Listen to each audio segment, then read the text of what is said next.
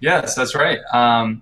We are here to bring you the match Mitoe versus Goongoon. It's a best of 9, as Christy said, in the finals, the grand championship. So there's a lot of money at stake. There's a lot to play for in terms of recognition as well. I'm looking forward to it. I think it's going to be a good series. Yeah, I think that for both players, it's their first finals showing in one of the big tournaments. At least I do believe Mitoe has been in the finals of the War Chiefs Classic. Yeah, that's correct. Goongoon is, I believe, in all previous tournaments, he's lost to the person who would then go ahead and win the entire tournament. So it's nice to see him finally in the finals. He's an exciting player to watch, very skilled. And also, as well, it's great to see Mitoe in the finals. I think he deserves it. Just going to be a good series. I'm honestly just really looking forward to this. Yeah, So the first map is Kamchatka. So I guess both players are figuring out the matchup. yeah, Goongoon seems to be willing to take this China mirror. Of course, this is the map with the trade route down the middle with 3 sockets, and there are sheeps, so China definitely could be a very strong civ on this. They have the villages, of course, to fatten the livestock, and they also have the second exploring unit to gather as many sheep as possible. And yeah, both players seem to be good with the China mirror. Yeah, interesting. This makes me think that maybe Goongoon has practiced this matchup. I know Mito's played a lot of China mirrors before, and he sort of pioneered the build where you skip 700 gold and you ship something like 700 wood, 600 wood, and you still get aged up at about the same time. So this is a matchup that I know Mike is very comfortable with, but Goongoon clicking into it so readily, he might have practiced it and he might have something in store. For sure. So, do the hunts look fine to you? And mines and other such Yes. nonsense? Yep. We see both players um, have their starting hunt and 3 surrounding. Both players have the 2 mines. Everything looks good. Okay. So I'll just put this on economic units for now, so we can see the amount of sheep they gather. And for now, we will take a look at the treasures very quickly. So yeah, immediately there's a 90 wood on the left side of the map here, a 40 wood on the left side of the map, 80 coin in the middle, not bad.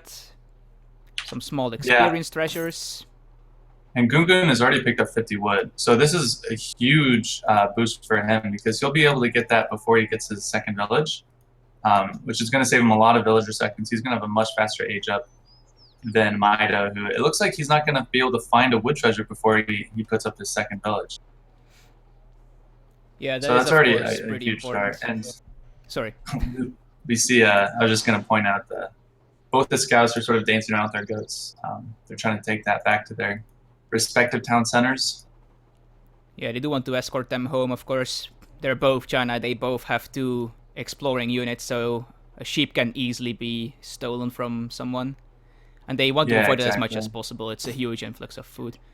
And we can immediately see that Mitoe has 5 sheep to Goongoon's 2, so Goongoon is going to need to step up that game. Although he does have the treasure, of course, which is quite important. Yeah. And there's something I want to point out is that neither player opted to go for the early trading post, which we see more and more of China nowadays. And even in the mirror, I would think that it would still be good, but instead both players are laying down the 2 villages in age 1 in order to get that 3 villager northern refugee shipment. Yeah, Mitoe is waiting for the 90 wood treasure to get his second village. Unless he decides to go for a trading post with this, but that would seem very late. Yeah, it does, kind of. Yeah, second village. Interesting. Yep, there it is. So yeah, that 90 wood is going to be a huge pickup for him. His disciple is getting snared. He should be able to block that with his explorer. He's just going to sack it. He's just going to try to get some damage done. It's not the end of the world. His own explorer is quite low as well, so he doesn't really want to take that fight. You're right. If he snares the enemy explorer, he will lose his. Good point. Yeah. So actually, and the decision to make 2 villages here is actually pretty smart because Mito's found so many goats that he wouldn't be able to fatten them all on just 1 village. So. Yeah, it's 8 goats to 3, so Yeah, this is actually really paying off for him. I know this is something he likes to do on Tibet, where he will not go for the early trading posts because there are good wood treasures out there and also a lot of herdables.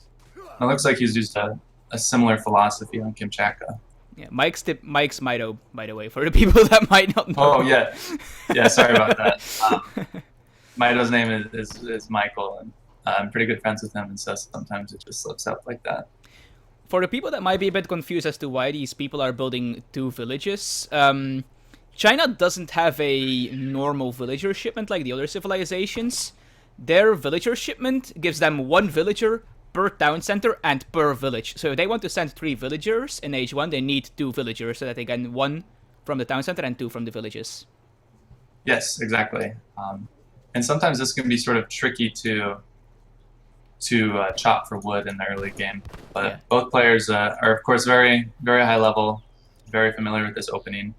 And as we see, that 50 wood treasure that Goongoon found right off the start is going to translate to a much faster age up. Mito has not dropped his wonder yet. He's dropping it now.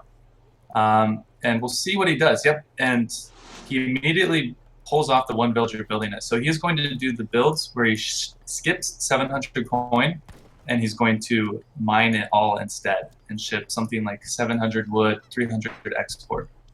Whereas Goongoon is aging with 4 villagers on the Wonder, this is a little more standard.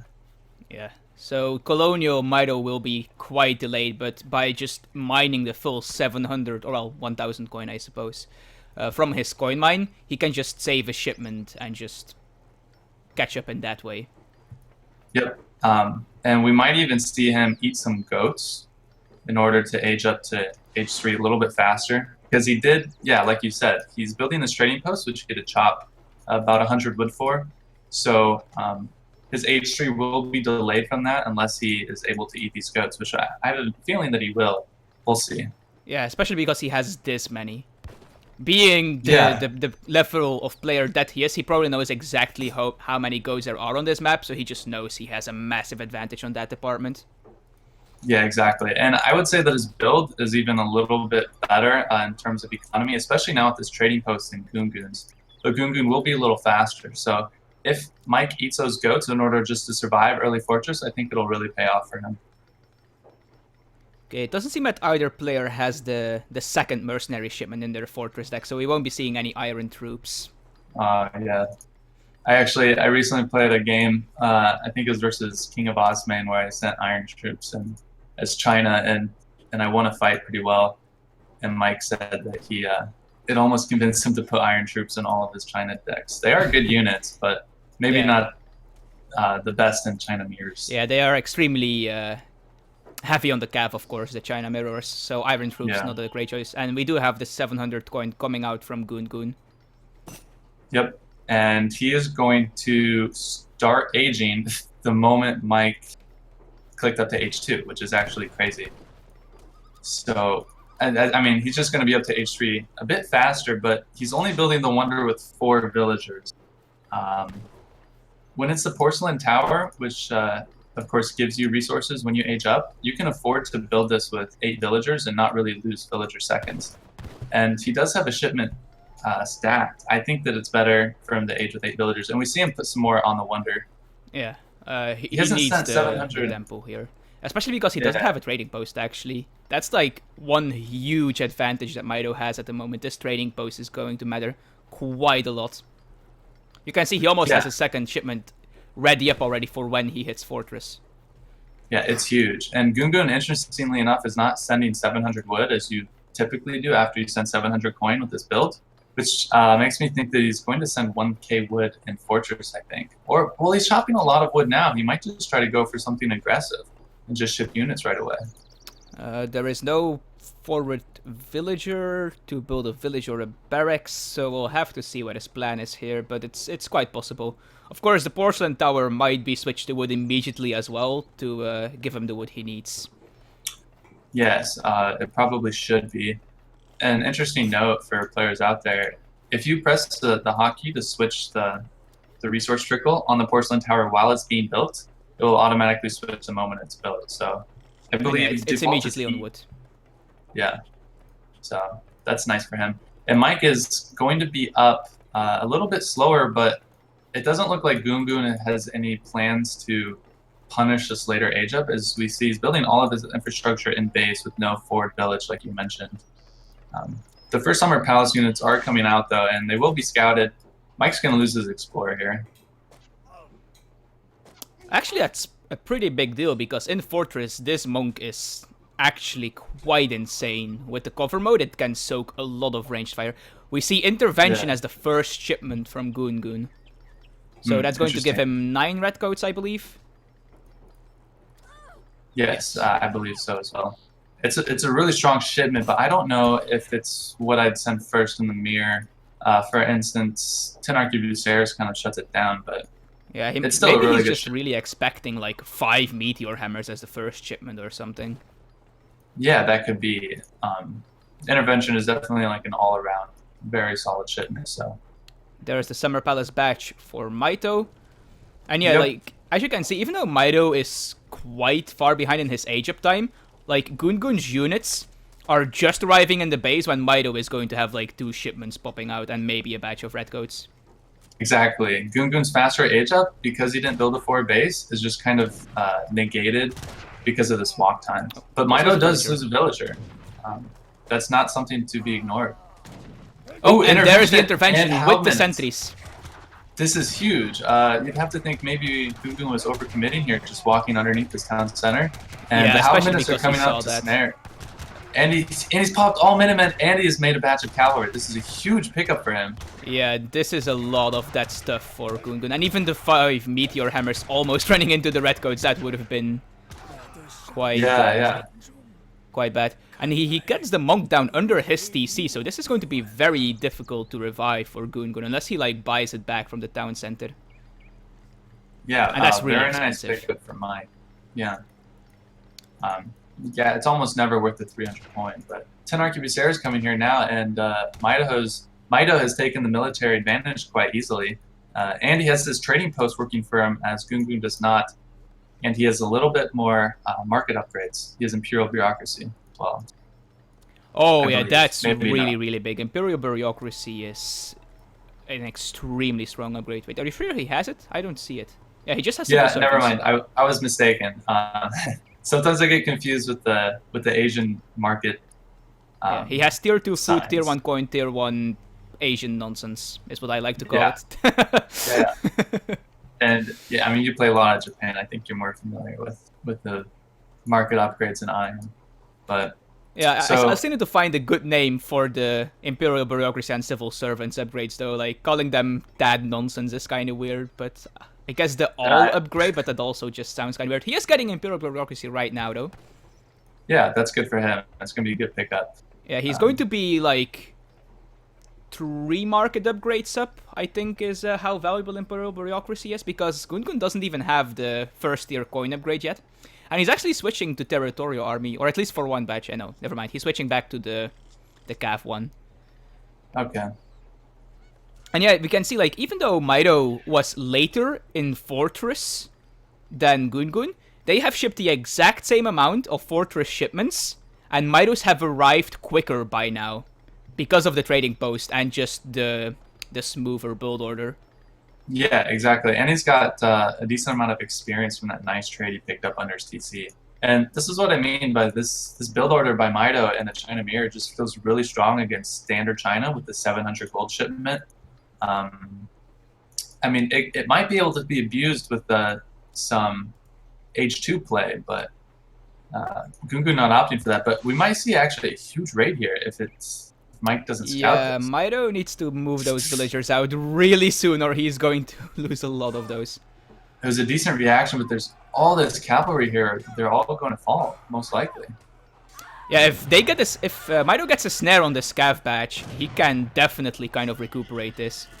Yeah, and I think he's trying to. Oh, look at the Chengdao flank. I can't tell if this is good or not. They are getting picked off, but they get an engagement on the cavalry, and actually Mitoe has managed to get his units in here. And there's no real handicap for Goongoon. No, and he's got the military advantage. I think he's going to clean this up. This fight is almost certainly going in Mitoe's favor, I think. There's Yes, just and- no anti-cav once this last Chengdao dies, and then there's just a bunch of arquebusiers that need to be walled off by cav, but Mitoe just has more stuff. And more cav Yeah. wins against less cav.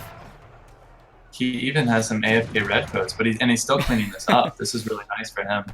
Yeah, and now Goongoon's the one who needs to evacuate villagers here. No kidding. And this is a nice 2 villages that Mike can pick up. This is equal to about 400 wood and very valuable population space. And we see the benefit of having this monk in the fight the whole time. It's still alive and still outputting damage and making Snaring shots. as well, of course, yeah. Yeah. And of course, And, in something as volatile as a China mirror, catching back up in military population after a fight like this is just incredibly difficult. And we even see Mitoe sending an upgrade card after his 11 Changdao. So now his cav has 41% ranged resist, which is, needless to say, quite monstrous. Yeah, and, no Goongoon kidding. resigns. Game 1 goes to Mitoe. Game 1 goes to Mitoe. We'll update that scoreboard. And just well played by him. I really like the build that he showed there. I think it's sort of a Mitoe staple at this point. And he showed why it is so strong in the China mirror. Yeah, it obviously didn't help that Goongoon lost a decent number of units in that early push, but Mitoe definitely showing here just how powerful his 600 coin, or a 700 coin build is. Or, Yeah. I'm so bad. The not sending 700 coin build. Yeah, there's no really good way to say it. I have a similar struggle with trying to figure out the best way to word it. But yeah, game 1 goes to Mitoe, and it's best of 9. Yeah, you can actually see it in the military population graph, that one fight where Goongoon lost about 5 to 6 units. If that didn't happen, like, they would have been a lot more equal in population for that final fight, but this small dip, you can just see how he never really catches back up in military population until he sends, I think it was the Meteor Hammer shipment, whereas Mitoe was sending a smaller population shipment. But then Mitoe also shows the 5 Meteor Hammers, and he's just like straight up ahead again. Yeah, it's unfortunate losing those early intervention musketeers because, as you said, it's hard to catch back up. And that's sort of a small mistake that in these high-level games can be the difference between winning or losing. And so Mike did a good job of taking advantage of that military lead. Yeah, at this high level of play, the slightest mistakes can just cost so much. Yeah. They are asking for a copy of the map pool, and I actually do have that somewhere. Yeah, I have it, but not with the vetoes taken out. So I do, I'm not gonna. because Nice. I am Why prepared. did you prepare? Yeah, good job. Wait, I think I copied some stuff wrong. Whoops. Oh yeah, it gets the point across. So Iowa is our next map. This should, Interesting there we map go. for sure. I almost shut down OBS That would have been hilarious. because that's where I got the map pool from. Oh yeah, yeah. Well, at least if you did, at least we would have been out of it. We're doing good so far. I mean, no overlay issues. I believe the sound is just peachy. So I'm glad Apparently, that we I can don't have the bring. donation alerts active, which is really strange because they should be on. Hmm. Yeah, I'm not sure. Yeah, that's this thing. It should be there.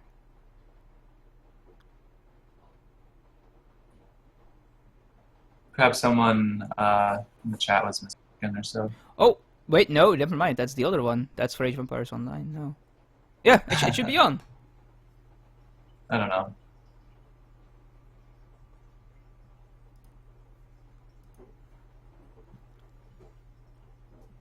Okay, so Wait, isn't it my, game 5 that Civ's reset? it's a game after halfway, so let me think about this. Yeah, it should be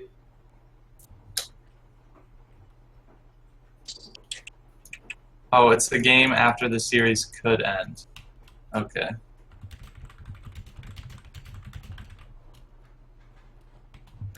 Yeah, So I've never casted something past the quarterfinals, so I've never been in a best of 9 casting. I always thought it was just after the halfway point. Oh well. Yeah.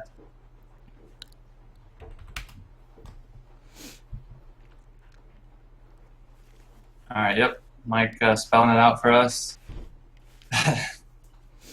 which is appreciated. So yeah, Mito is first picking Dutch here. Let's see what Goongoon counter picks on Iowa. Iowa is of course the map with, again, trade posts in the middle, 3 sockets. This time it's horizontal, and they spawn on opposites side, north and south. And there is small ponds that act as natural barriers in the middle. There are quite few trees on this map actually. So playing a very wood-dependent Civ is somewhat difficult. Why am I being invited to a custom game? Okay, I'm getting spammed by a Chinese guy. How do I block this? Log out if you can. It will be the easiest Okay, he way. stopped. Never mind. Okay, well, there is a setting you can change. Might as well change Oh, it privacy, now. I guess, right? Yep, it's in game options, online privacy. Check that.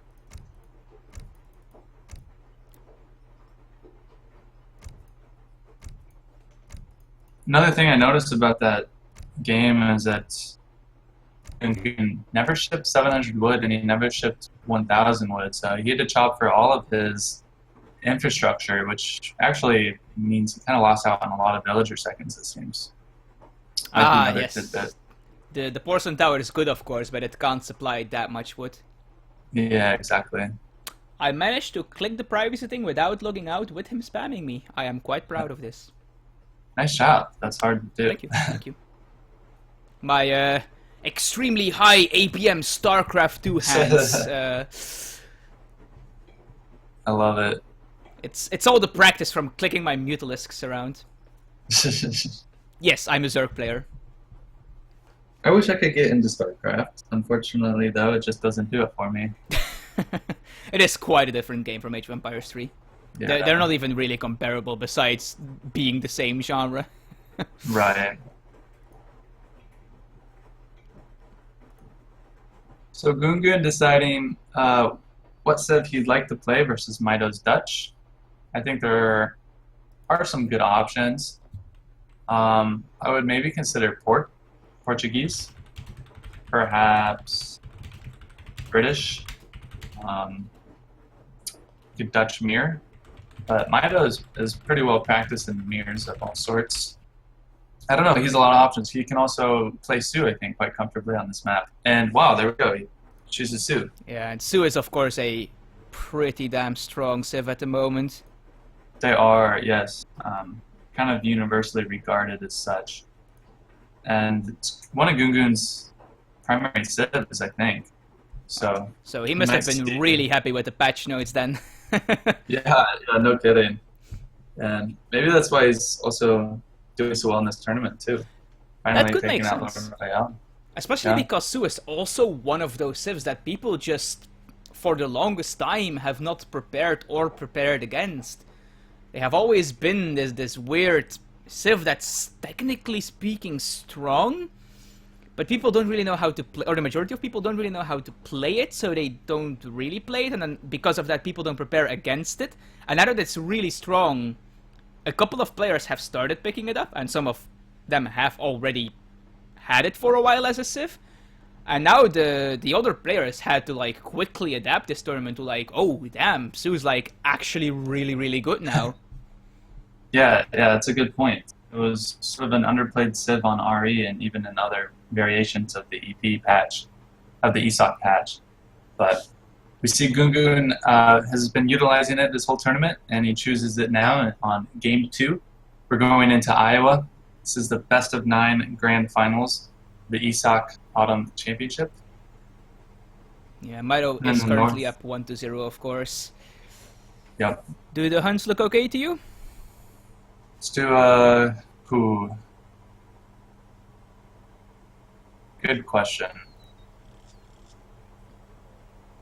Both players have 3 hunts within equal distance of their TCs, I believe.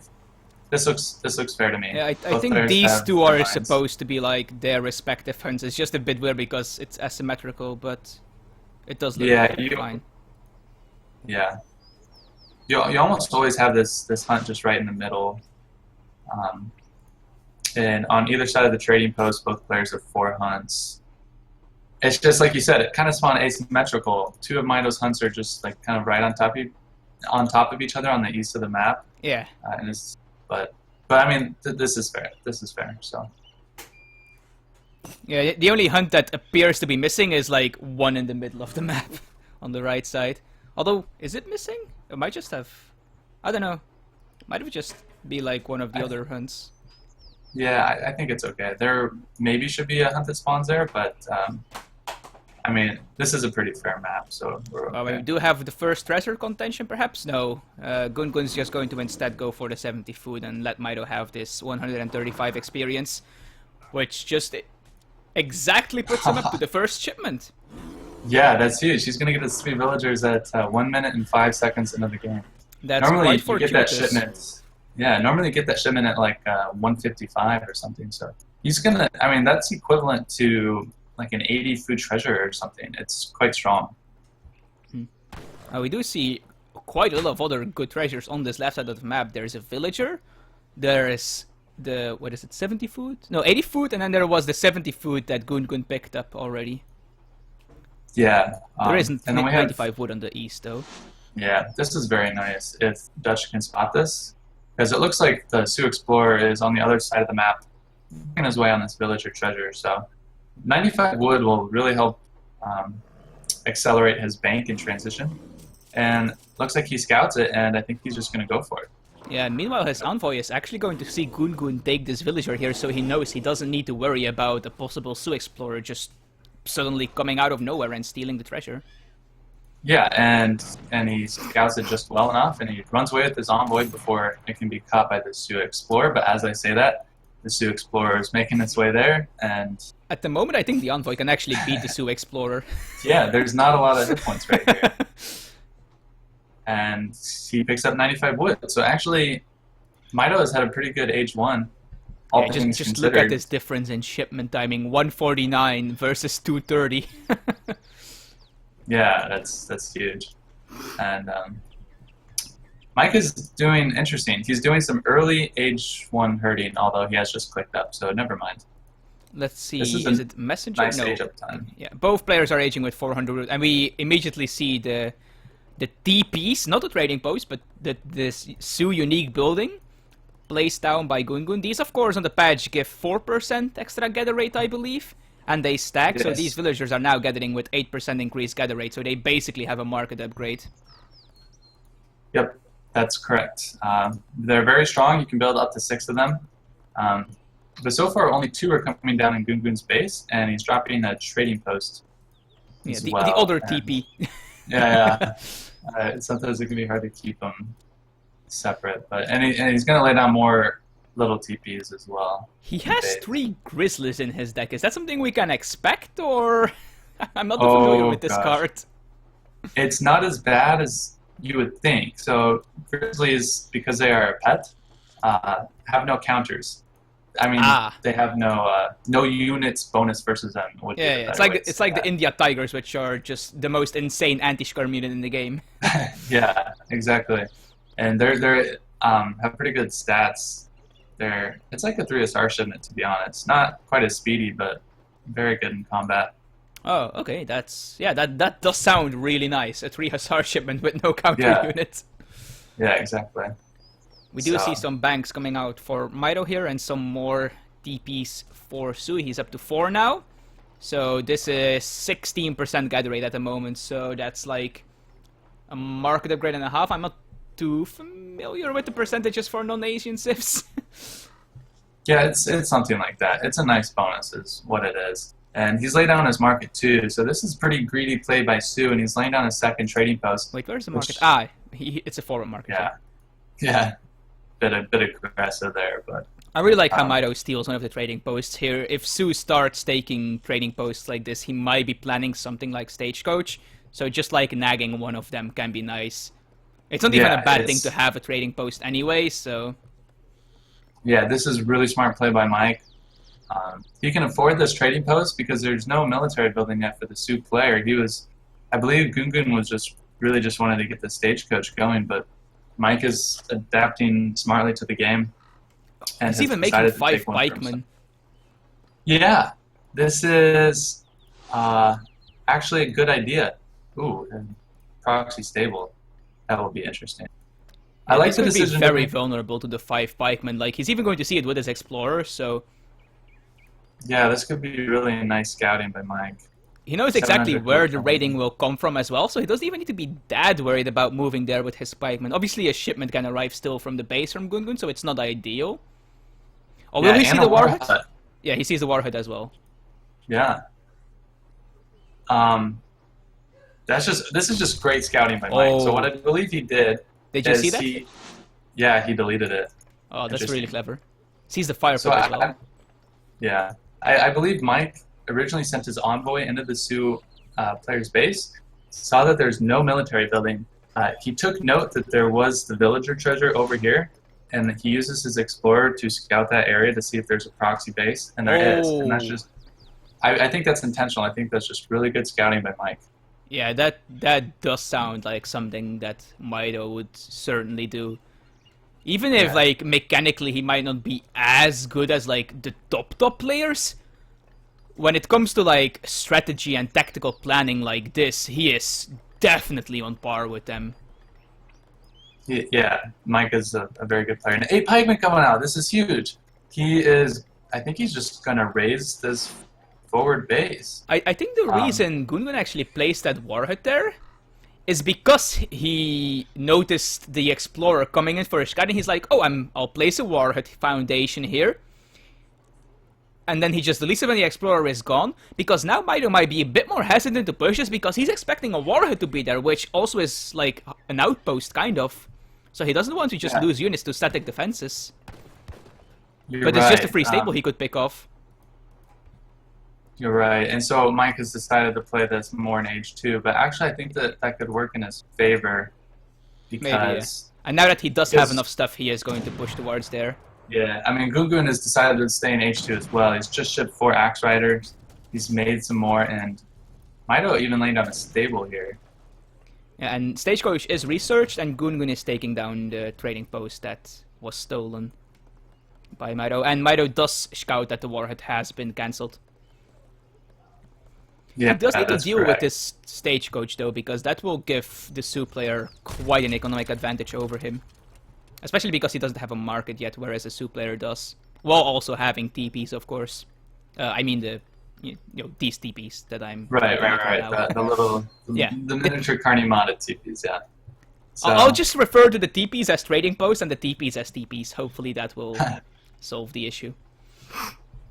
I will try to do that as well. So, Mito's going to age up soon. He hasn't yet. I'm wondering if this 8 pikemen is a good shipment. I believe it is, because just look at how many Axe Riders that Goongoon has made. He can't really push this base. Especially not in this choke. Yeah, exactly. And, Axe Riders can definitely beat pikemen, but they need to get a decent surround on them. yeah. Is that a Unfortunately, single one Seaton? Seaton bow is not going to be enough support for those Axe Riders, so... Maybe missing a Goongoon badge is- there. Yeah, Goongoon is forced to retreat. And actually, cavalry hit points coming in now for the Sioux player. I want to say that he's maybe choosing to stay in H2 a little too long.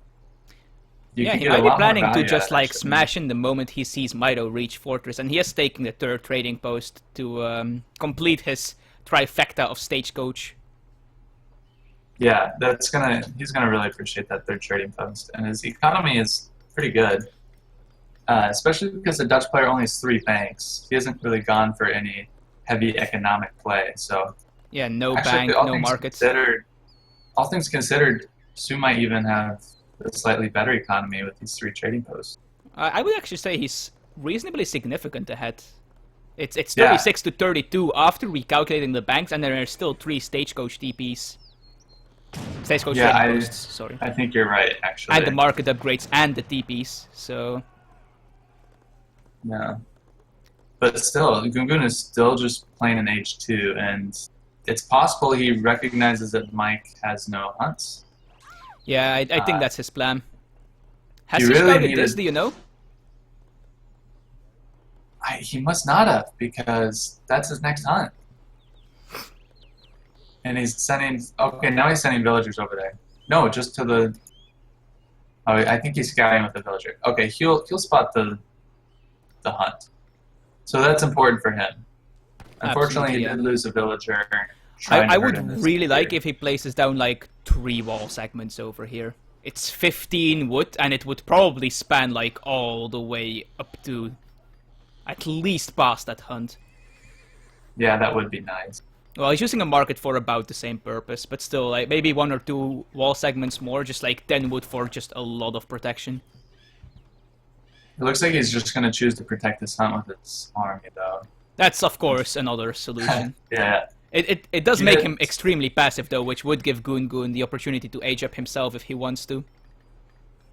Yeah, I think that the Sioux player is sitting nice and pretty right now if he would just choose to age.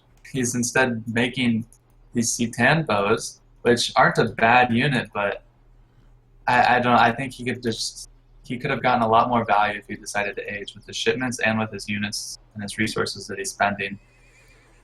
I would actually really like if Goongoon had a couple of his forward villagers backherd these 2 hunts. Yeah, that actually would be pretty smart. Especially because that one villager is already up there.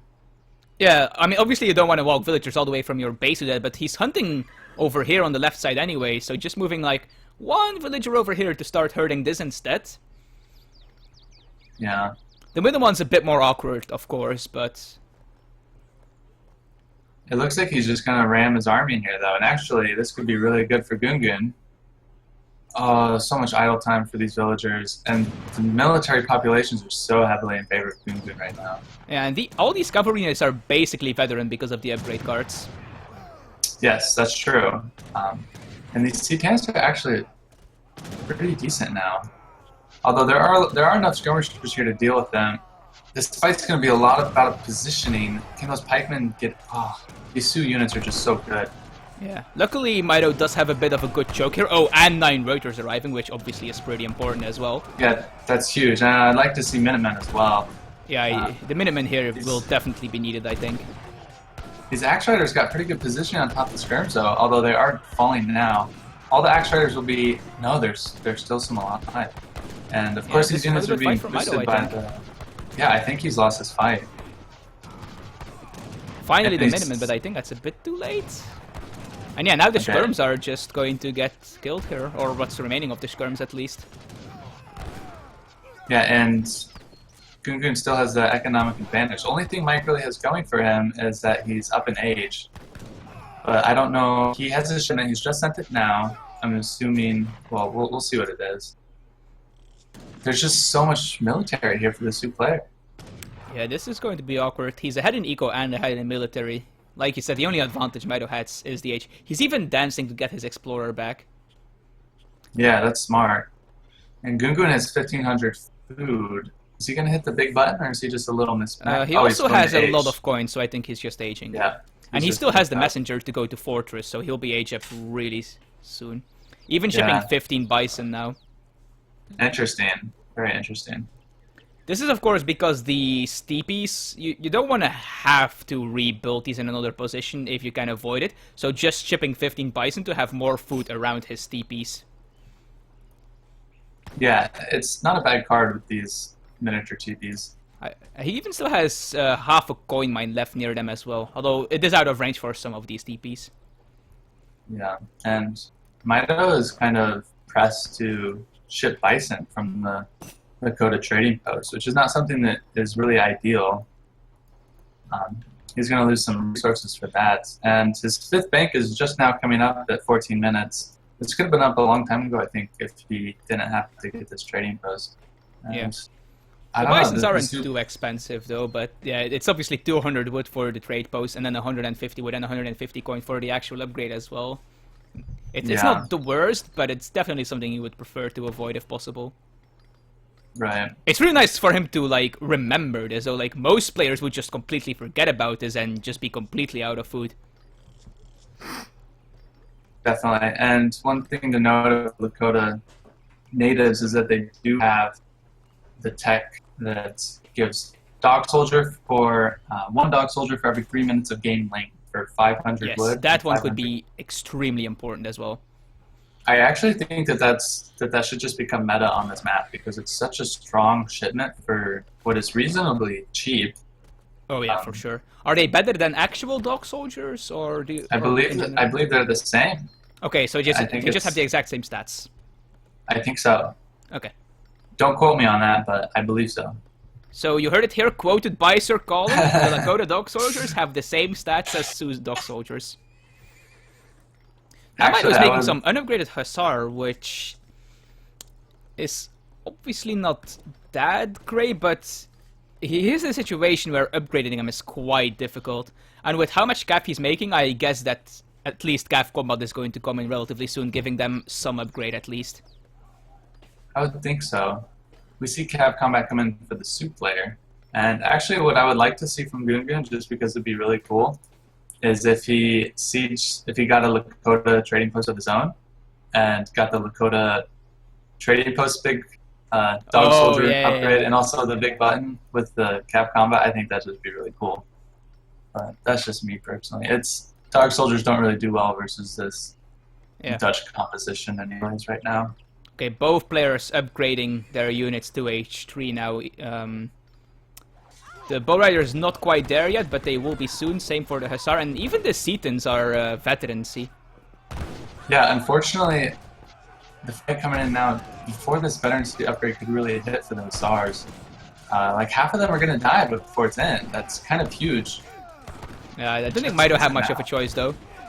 No, he had to take the fight, and actually there's a cheeky 2 axe riders which are picking up villagers as this fight goes on. He's got to clean up the Sioux army, but at what cost? Yeah, that's a lot of Hussars dying, which are not the cheapest units. Actually, a lot of Raiders as well. Yeah. God, Bull Riders are just so strong. Absolutely, yeah. Although it is good that he won this fight. He needed to win this fight. If this was another in-base fight he lost, he would just be screwed. The dog soldier tag actually, does that arrive at the trading post or at his shipment point? I think it... good From question. the Lakota natives. I think it arrives at the... I couldn't tell you. I would assume a shipment point, I guess. Okay, so he can't just like use it to rate this quote. No, I don't think so. That'd be pretty cool though. Looks like he's just gonna go there with his army anyways. Oh, he's going to get some vills at least. I don't think Goongoon will be in time to protect that, especially because his explorer is dead, so no speed aura. Wow, this is huge for Mike. This could just be game winning. Because of how behind he is, I don't think it's game winning, but it's definitely something he needs to come back into the game. Like, this is really good for him. That's true. Maybe not game winning, but I might say it shifted the game in his favor now, finally. Although, maybe not it's even. Definitely, it's helping him for sure. Yes. It's something he desperately needed. Yeah, very true. And he's going to pick up these C-10s too, mid-map if he sees. And he gets some more villagers with the 4 SRs though. There were some bow riders who picked that up. Yeah. I actually wouldn't be too opposed to making like a couple of pikemen to start picking off the trading posts where he's not fighting. Yeah, Sam, I think that could be smart. Wow, Mike is actually just getting really nice trades here in mid-map. There are no bow riders to pick off these SRs. And are there more Reuters coming in? Hopefully. There is some reinforcements coming in for the right, yes. Yeah, actually, these C-10s are shooting unprotected, or protected now, so he does. Yeah, that was not as well of a trade as I thought it was going to be. Elite C-10s are pretty good, apparently. Yeah, C-10 bows are good now. Oh my god, and there it is. Yeah. I think he accidentally set his town center waypoint all the way up there, but I'm not for certain. Oh, that's not good for Mitoe. Yeah, that's painful. Definitely not. I was totally wrong when I said that raid was game winning. That was a missed call on my part. 3 dog soldiers being sent for Goongoon. At what point does the big button give the maximum amount of dog soldiers? Is it 30, just like all the time-based stuff? Good question. I don't know what gives the maximum, but I do know that game times you want to look out for are like 12 minutes is not a real great value, but it can be okay. 14 minutes, I think it gives 5, and then after 16 minutes, it's, I think, 6 dog soldiers, and in 18 minutes, it's maybe 7. So okay, yeah. now would be a good time for him to call it if he wants to. But there are a lot of Reuters here. Like, I just don't know. Yeah, it's probably not ideal. It's definitely something Mitoe might want to look at, though. Oh, we do have another nice raid coming in for Mitoe here. Yeah, that's really nice, and it's going to move Goongoon's entire army, which means that he can now gather on this hunt relatively safely for the time being. Oh, look at that amazing Hussar micro, though. Yeah, that was nice. It was very pretty. He does need Cav combat at some point, I believe, because he is going quite Cav heavy. Oh, and he even scouts with this Hussar that the entire army moved to protect this. Yeah, and this is just really nice. How much does that attack cost? Let's take a look. 500 wood, 500 coin for 1 dog soldier every 3 minutes. So he would almost get 7 now from the native post. Yeah, it's quite strong. And very worth it. I think even Mitoe should call it.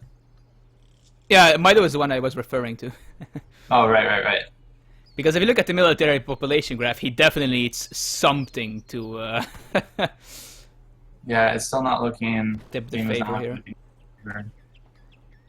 And he does have some exposed villagers on his line on the right side. It doesn't seem like Goongoon is going for his own big button, though, judging by his macro. Although he does now have a lot of vills on food, so he might be going for it. He might be trying to like overpop at like 199 population and then call the big button, and then do just like a huge timing push. That'd be very strong. I think anything Goongoon does right now will be very strong. Just the militaries are just so far in his favor. And as you said, he's at 187 total population. Mitoe's only at 102. Yeah, it doesn't look like Goongoon wants to wait for the big button. He's just going to start sieging buildings here. And he's not even siege dancing, and he's still just taking these guys down really quickly. And interestingly enough, this entire game, he's opted to go for Setons instead of the Wakinas, which are usually preferred. Yeah, and Micah's just going to try to base trade because he knows he can't win this fight. Unfortunately, you don't really want to base trade versus Sioux with Siege Dance. But he's just trying to make something happen.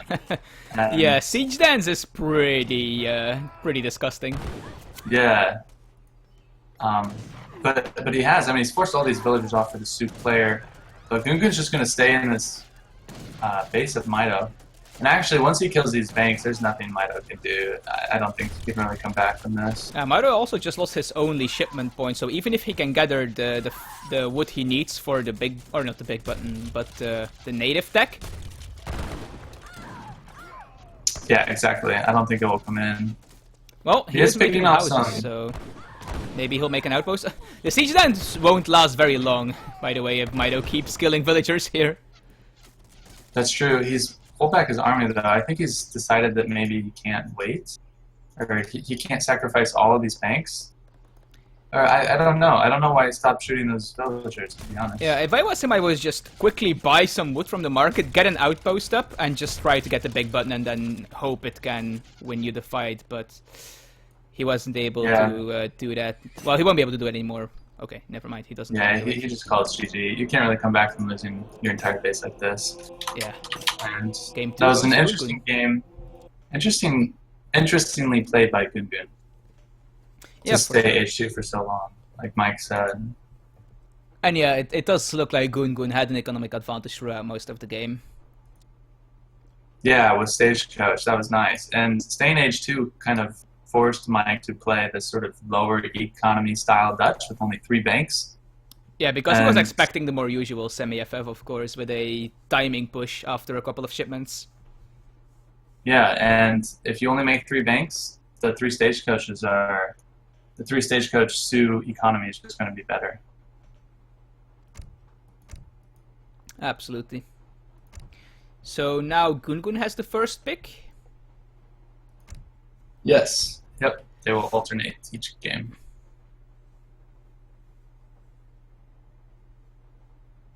So, yeah, series is tied 1-1. Looking to be pretty good so far.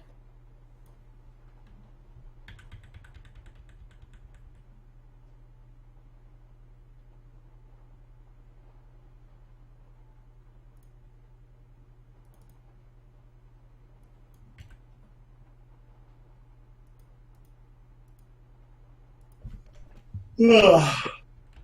Excuse me.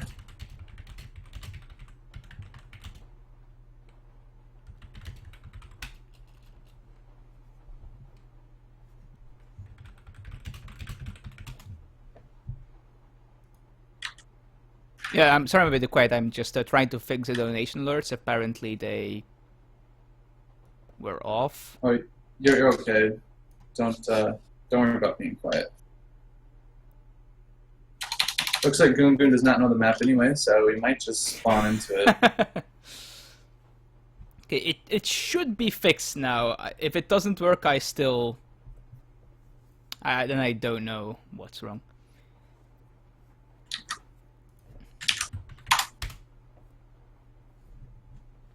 Of course, if you do go to the ESOC maps page on the ESOC community website, you can see overviews of all the mini maps of all the ESOC maps, as well as which natives are on there, how many, what's the word I'm looking for? What the mercenaries are, how much food and gold, coin and trading posts are all on the maps. It's very helpful if you're new to the ESOC patch and I'm not familiar with all the maps. Yeah, there's even a very nifty auto installer for all the UI versions of the maps. Yeah, pretty handy. Oh, right. Mitoe still needs to pick.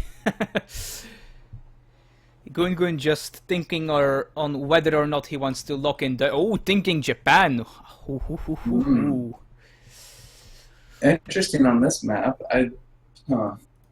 This is an notorious resource, kind of small rush distance, very aggro map, which I'm not sure if Japan would be the best pick. I feel like they also have some counters to them. Well, the donation definitely works. Great. Did we get one? Yes. What did we get?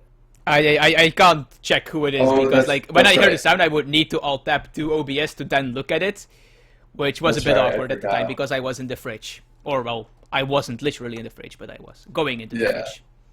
Yeah, no worries. I forgot about that. But whoever it was, thank you very much for that donation. You should have been able to see who it was on the actual stream. Yeah, thank you. We appreciate it. Of course, all donations go towards tournaments. No, does not go to any individual with ESOC. So we just want to keep bringing you guys the best content that we can provide, and we hope you appreciate it, that you are entertained. I keep trying to convince people the donation should go to the casters, but for some reason they just think I'm rather biased on that opinion, so can't imagine why.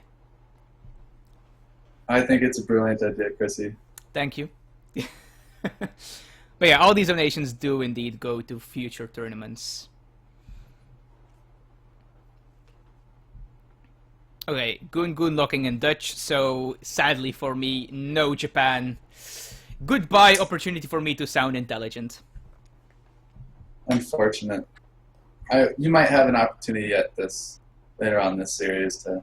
The thing is, like, on this Civ. particular map, I have a amazing Japan build.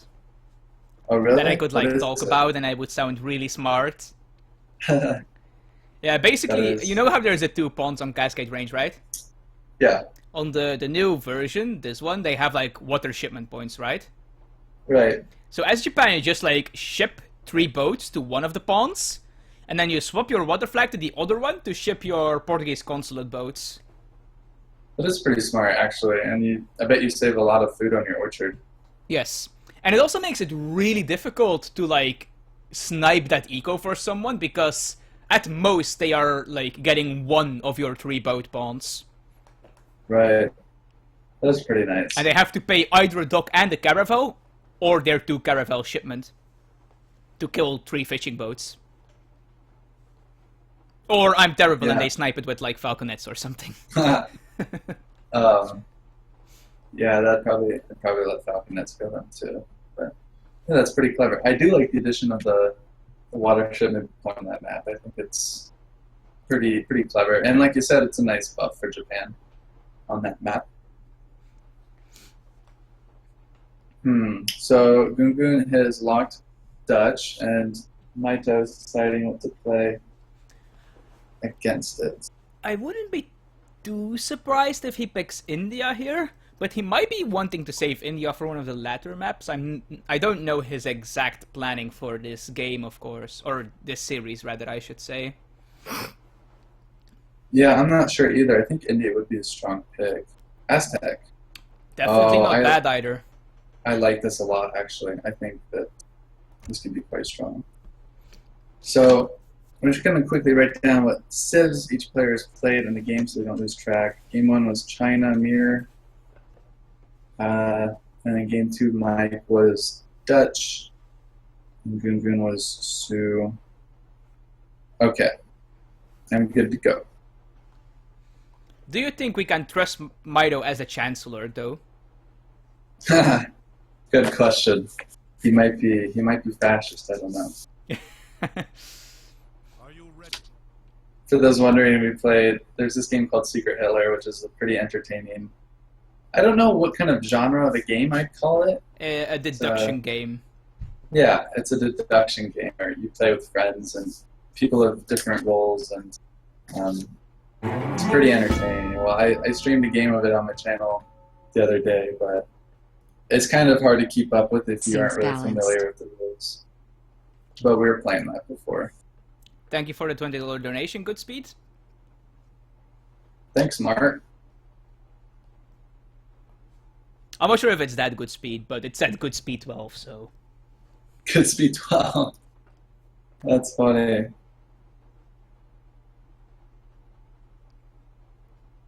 Oh, and Mitoe does green up as the Aztecs, so Game 3 of this Autumn Championship Grand Finals will be Aztec versus Dutch. This currently tied 1-1, so we could have a potential of 7 more games. Whew, this will be a long that'd be night. quite a ride. It could be a long cast, but it would be an entertaining series, and that's what I'm absolutely for more than anything. Do the hunts look fine to you? Well, it's kind of hard to tell on this map. Because some of it is berries, of course. Right. So both players get their starting hunt, and it looks like literally just one other hunt. And I think this is as fair as this map gets. I don't think I've ever seen this many actual treasures on this map. There's like 3 good wood treasures. 4 good wood treasures. Nice. Oh, 4, that is pretty high. There's even like a couple of food treasures as well. Yeah, this is as balanced as this map gets. Okay, so I'm confident. Yeah, there are 4 nice 50 or 40 wood treasures are going to be very helpful. Neither player really used to have wood in H1, but it is always helpful in transition. And as well, Goongoon is picking up 50 food. He's going to like that. He's going to like to be up a little sooner versus Aztec. And Mitoe is... Absolutely, yes. Yeah, and Mitoe is picking up this 40 wood. Yeah, we'll have to see if he then goes down for the 50 food, but I feel like that's a somewhat unlikely scouting pattern. Yeah, we'll see. He's just sort of idle right now. He is heading back somewhere.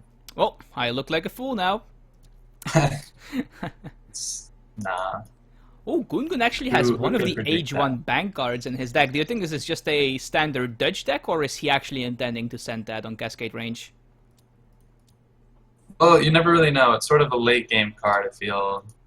And there's actually recently a debate on the forums. I believe Jerome was saying that the Age 1 extra bank cards are almost just not worth it to ever have in your deck in 1v1.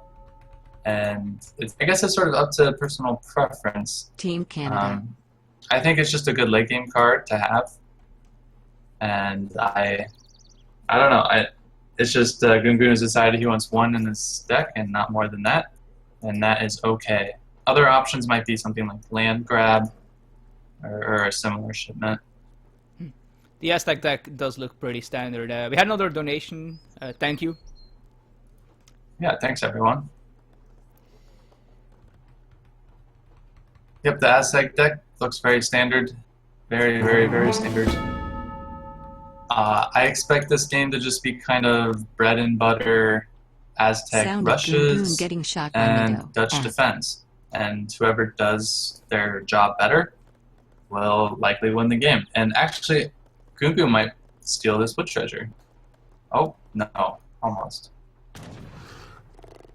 Ooh, that might have actually been quite annoying for Mitoe if that got stolen, because I think he might have calculated that into his wood costs.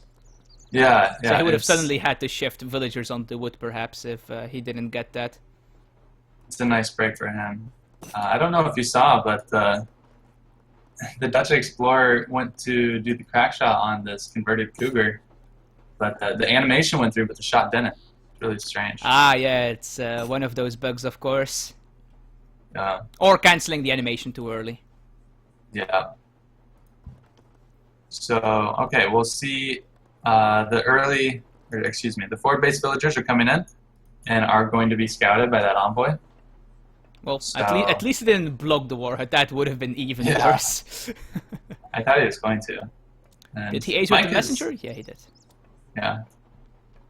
Mito is smartly moving his war chief to try to snare and kill this envoy, but there that's it. he gets a snare in. Maybe this elk will block him. Yeah, I think it has. Oh my god. That's unfortunate. So I think Mito will just play like hyper aggressive straight up Goongoon's face, or will he be a bit more containing?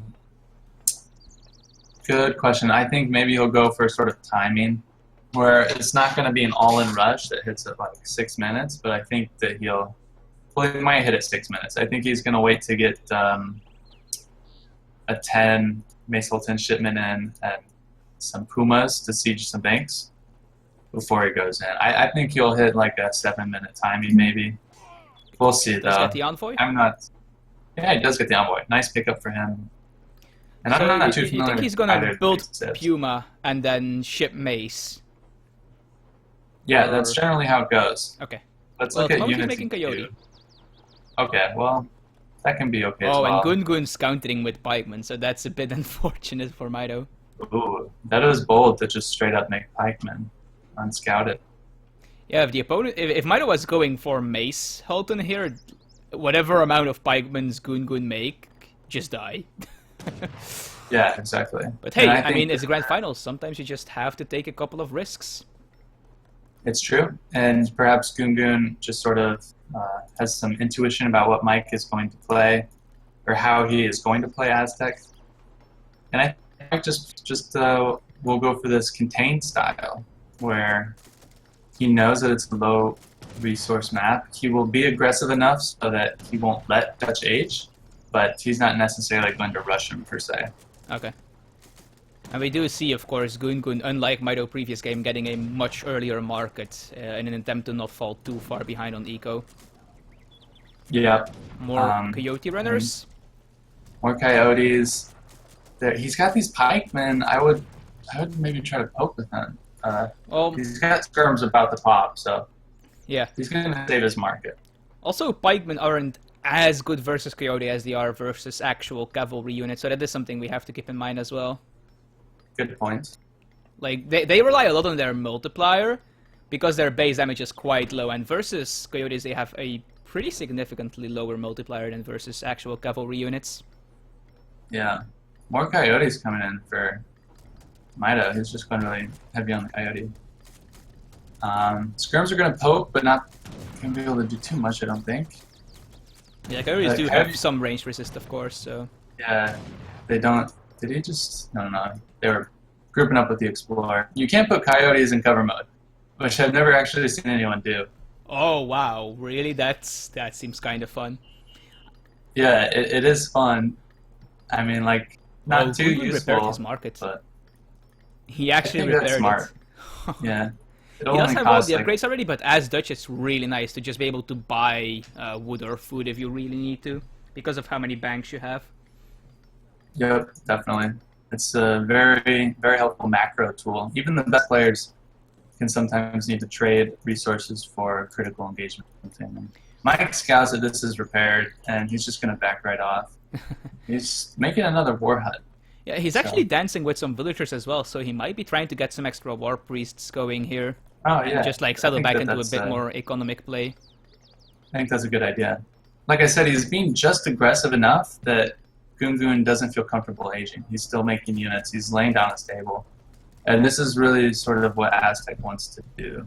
Yeah, and this market is just a really nice target to siege just because of how much surface area you can get on it and how much safe surface area you can get on it. Yeah. He's so hung up on this market. It's cracking me up. This is just to put pressure on. Yeah, it is. It's an extremely difficult building for Dutch to defend. Like, if he just like sieges from this corner of the market, like, what is Dutch going to do to defend that? Exactly, and he does actually have these coyotes in cover mode, so that's interesting. Yeah, so he traded like is, 2 coyotes for a market. Oh, yeah. Wait, no, he's going to turn around here and at least get the Explorer. See, I don't know what his game plan is. There aren't a lot of pikemen out, I suppose. Is he just going to fight this now? Yeah, I think Mitoe scouted how few pikemen there are, so he... he forces Minutemen. Oh, the thing is, he doesn't even kill the market, and he lost, like, 3 coyote for that? Well, he didn't only force a Minuteman, he also forced 8 pike... Wait, are you sure he forced Minutemen? I don't see Minutemen. Oh, yeah, there they are. Yeah, so he forced an 8 pike shipment and the Minuteman. So once he sees these 8 pikemen, he just falls back, I think. True, very true. So actually, this is kind of nice by Mike. Oh, but he can't take this fight. He just can't take the fight. Maybe he can because of the small choke. Like, the pikemen have to push forward into these coyote and then the mace can pick them off. But now I think too many coyote died. Oh, is that jaguars? Here come jags. Yep, I was going to say there's just not enough anti-cab, but here come jags. And his explorer, though, that's annoying. It is annoying. He's going to pick off this villager, though, or at least he should. One of the jags goes down. It's going to escape. Oh, nope, the villager dies. Yep, the villager dies, the jag goes down. Mitoe does have to be careful of these hussars, though. Oh, no. How many jaguars are left? Only the one? Just the one. More coyotes are coming in. Is it going to be enough? I'm not sure what he was dancing for, actually. He doesn't have extra war chiefs, so maybe it was just for fertility or something, or experience? I think he has fertility, maybe, perhaps. Yeah, because this is a lot of military units, so... Does he? Oh, no, he does have a second war hut, so... It might have been just experience to get a couple extra shipments out, I suppose. Or maybe, like, the war chief to get it back. I don't know. Yeah, it's tough to say. Okay, so one thing I wanted to point out a while ago, but never got around to it. When Mitoe shipped 5 villagers at 5 minutes into the game, he smartly shipped them to his forward war hut where there was a hunt. And this is just more efficient. He minimizes a lot of walking time. It's a nice pro tip for all you players out there. Goongoon keeps making Hussar, but there is the Puma shipment now. Hopefully they can be in here in time to protect these Mace Holton. Yeah, hopefully. Nice micro from both players. The pikemen are all going down. There's still coyotes alive. The skirmishers are trying to get on the Pumas, and they're doing so pretty well. And actually, there are a lot of Hussars There's a left. lot of Hussars left. This is going to be rough. More Pumas coming in, though. It was nice. Mitoe Mitoe, set back the snared Mace Holton and managed to Oh, and Goongoon doesn't notice, so he's going to lose these goons. Or these goons. These Hussar. That's huge. That's just 5 deleted Hussar, and like this, Mike has retaken the military lead. And Goongoon is actually currently stacking. This is for Dutch. Yeah, he's stacking 1,500 coin, and he's just laid the market down now. Yeah. If there Mitoe were is pretty far 1,500 behind in eco though, so he does need to make something happen here. He is, but you'd have to. If he can keep Dutch off once these berries run out, though, I think that's I think that's what his this plan. game comes down to. Because I don't think Goongoon feels comfortable aging yet. Yeah, I'm very certain that's Mitoe's entire plan. Just like try to force at least Goongoon to gather from berries. Yeah, and he's even shipped 5 coyotes here instead of something like coyote combat. So I think he feels the need to apply pressure. I hope he has scouted this hunt so that he knows there's villagers gathering there. Oh, wait, there's no handicap anymore besides Hussar. Yeah, and the skirms are out of position. And they do They get walk called by the forward into the Coyote. I think Coyote. this fight is gonna go massively into Mito's favor. think I so don't too. think there's any skirmishers left. And there's no batching queue either. Oh yeah, and 700 food is on the floor, but Mito's gonna be able to deny that with Mace Ultimate. Yeah, and also One because the skirmisher skirms are coming out. dead, there is nothing that can defend these bang from the Puma besides a town center. Yeah, and reinforcement.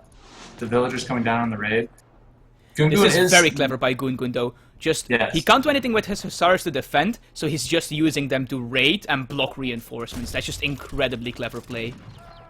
It is. You have to make something happen when you're Goongoon, and when you have this much cavalry, you can afford to do that. And what it's done is Mito's army is actually a little jumbled. Yeah, and now it's he's- Spikeman against skirms in the base. Yeah, and I don't think Mito sees that. He does now, but he's gonna lose a lot of Pumas. Yeah, players need to do this more often. Like, if you can't defend with your cav, just like run it to the other side of the map and just do random stuff there. It will Yeah. force stuff back almost every single time. Oh, now there's Yeah, Coyotes and Mace Holden again though. There is a batch of Hussar coming out soon though, and that's going to force Mito's army back again, I think. I think he's just gonna go for the trade. Oh. Coyote Uh-oh, combat it's has come tough in though. to- That's huge because he's a large mass of coyotes. They're gonna trade much better versus these. Oh yeah, it's a speed and hit Stars. points card. Yeah. Mito, yeah, he just kind of lost all of his Pumas there.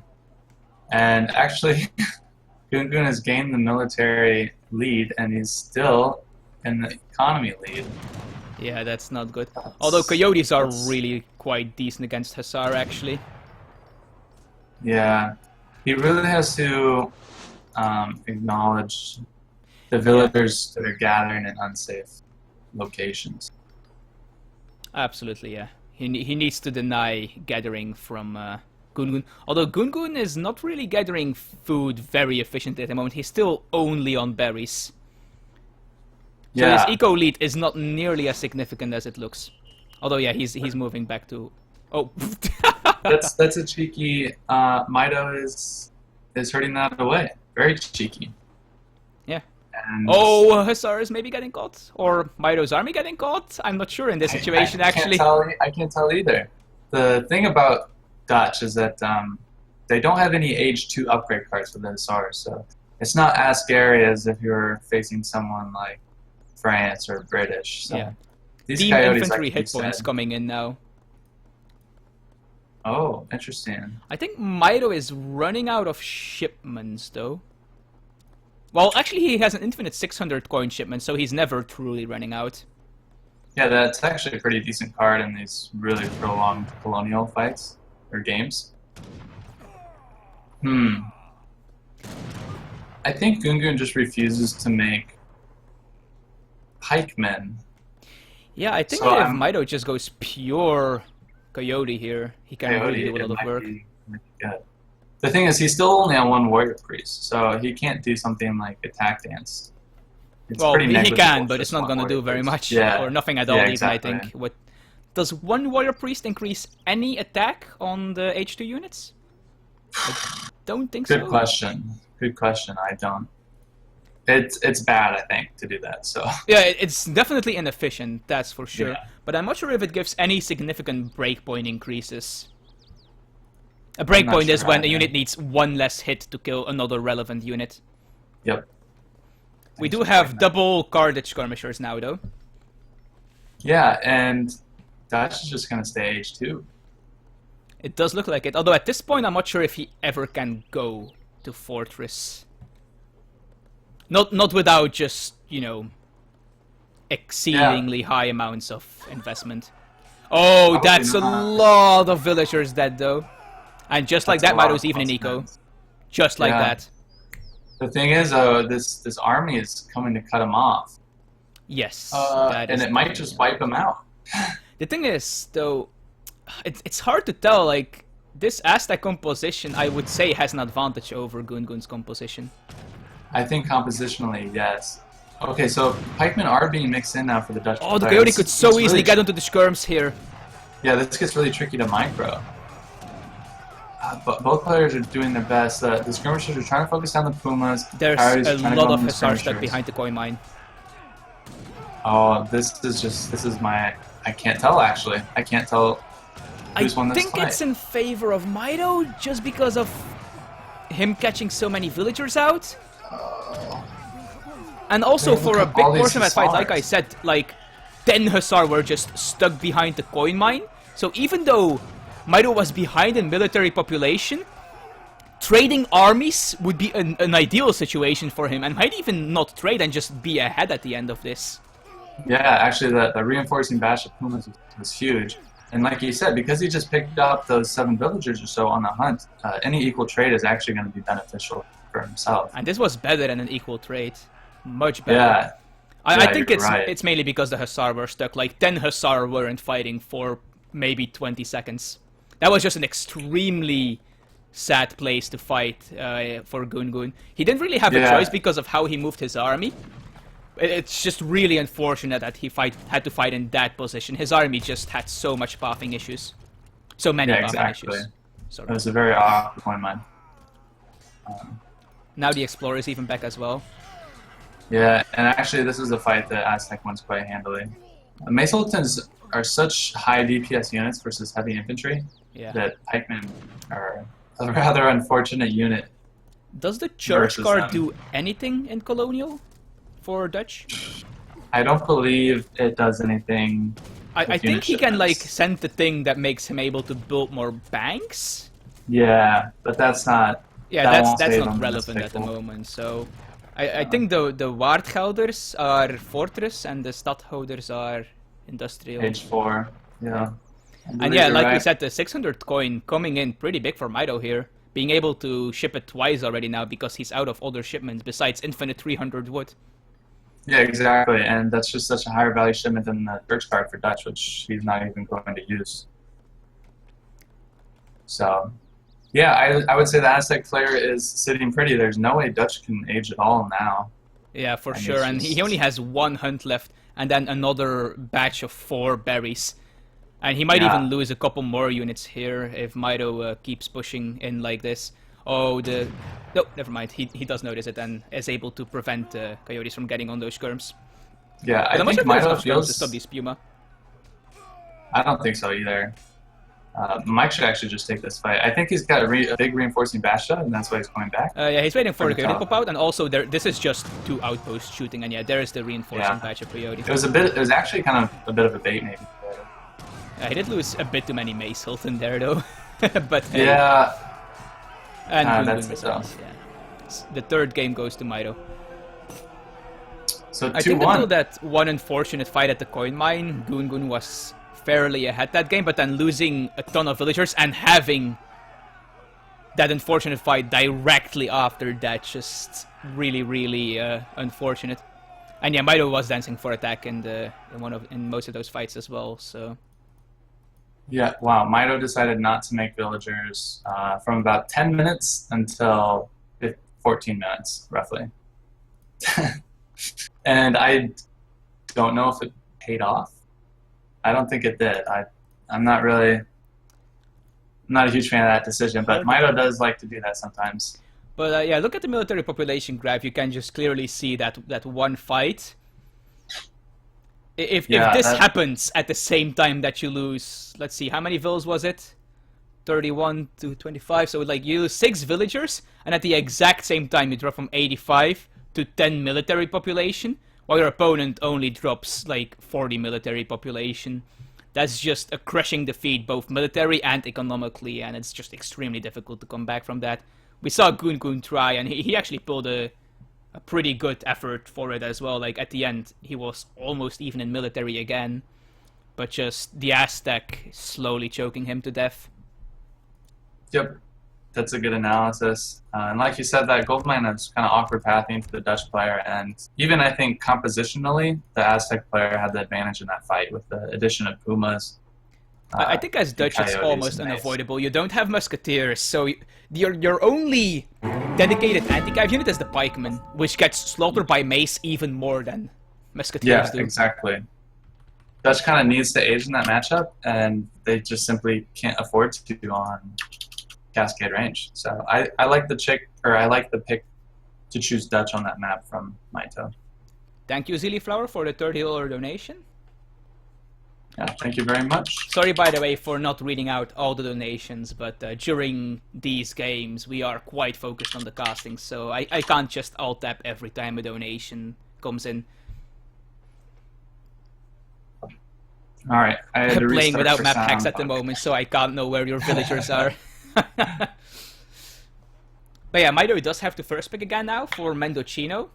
That is a map very similar to Iowa in how it's laid out. There is a horizontal trade route in the middle, except in this map, it's 4 sockets, and they also get interrupted in the middle, and in that middle there spawns a coin mine. And there's also a lot more trees on Mendocino. And I think in general more resources. But Yeah, let might me be look it up wrong on that. the map page. Mendocino. Yeah, it's a pretty high resource map, I'd say. There are at least a lot of hunts, but you kind of have to go out to get them. There aren't a whole lot of mines. So this is maybe not the best German map. Yeah. Or maybe there are It's quite mines. important that you control the mid if you're coin heavy, because that Yeah. 5k mine, I don't know if it's always spawns. I know in other versions it didn't, but in recent time I've seen it spawn literally every time. But that might also just be because it happened to spawn every time, so we'd have to ask someone like Ricky. He probably knows if it still is a random spawn or not. Yeah, I'm not sure either. But looks like we're just gonna look at the map for the player's sake, so they can be as familiar with it as they would like. Not a problem at all.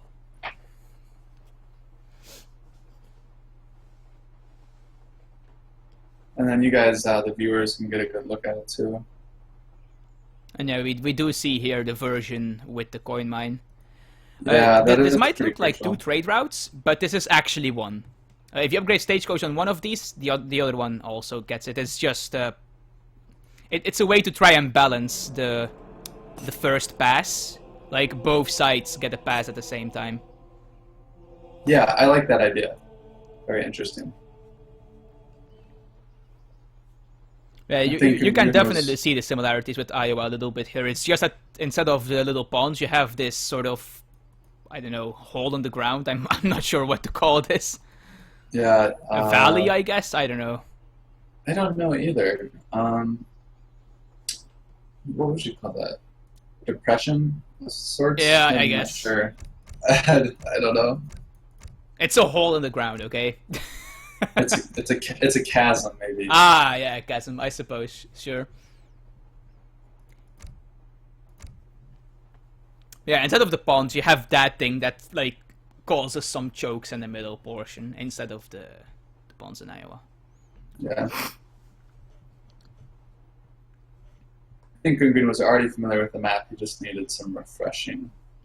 Oh yeah, for sure. I think that by now almost everyone knows Mendocino of the people that play in the tournament. It's just that sometimes you don't recognize it by its name, and you see it and you Yeah. immediately go like, oh yeah, of course it's this map.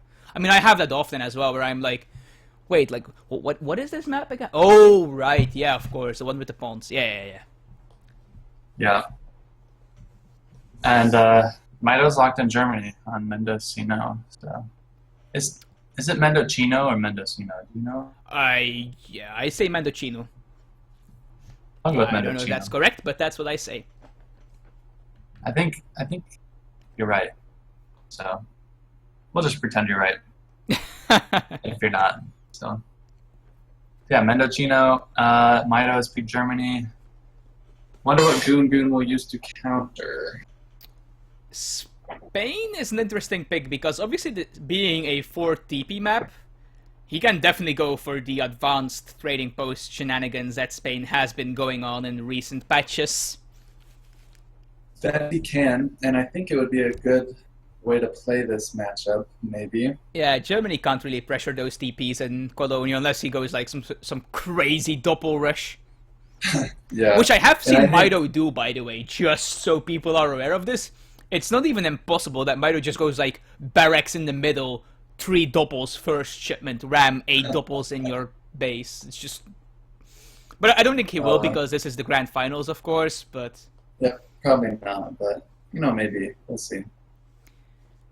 yeah, 2-1 in Mito's favor at the moment in this best of 9 grand finals. Yeah, Must be wow. feeling good about that because usually Mito is behind in games and then does a miraculous comeback or loses. On Yeah, the well, other we'll hand, see of how course, the- this is a situation Mito is very unfamiliar with. Yeah, neither of these players have found themselves in the finals before. And Mito up 2-1, I mean, that is good news. You should be feeling good, but you can't ever lose focus. And you Absolutely, always especially have to- because this is a best of 9. Like, we have a possible Yeah. 6 more games coming. Yeah, and I mean, both these players, play a lot of civs, but at a certain point, it does sort of come into play when you get into the 7th, 8th, 9th game. You're sort of Absolutely. playing a little farther outside your comfort zone. By the way, Mito's avatar is a doppelsolner. It's Just be foreshadowing. aware of that.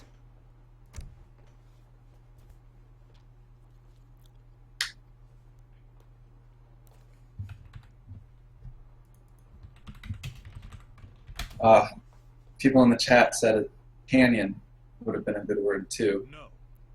Indeed. Doesn't the canyon have to, like, have an entrance and an exit into the thing?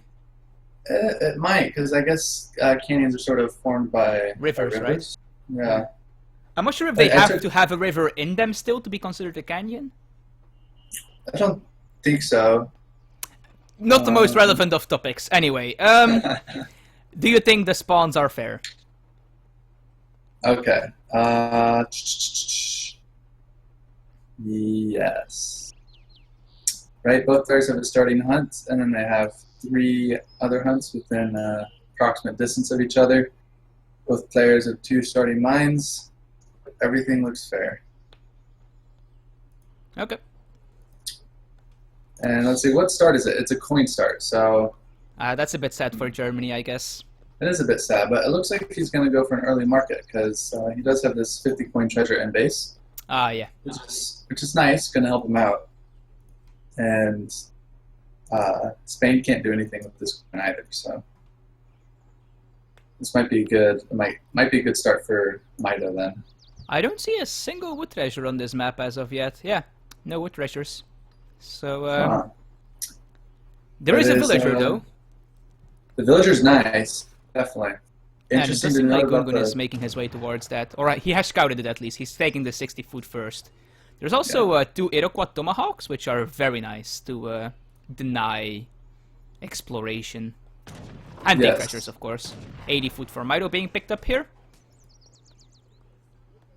Mito's going to appreciate the 80 food. It's also going to help, give him an idleless age up with the early market. You slow down a little bit because of that. With this villager being picked up this early in the game, Oh, I lied. There is 1 wood treasure. 60 wood. I was going to say, that seems absolutely bizarre that there would not be a single wood treasure, but I suppose it's not outside of the realm of possibility. Unless it is. I'm not a map maker. I don't know. Praying Code for no something. Brit mirrors.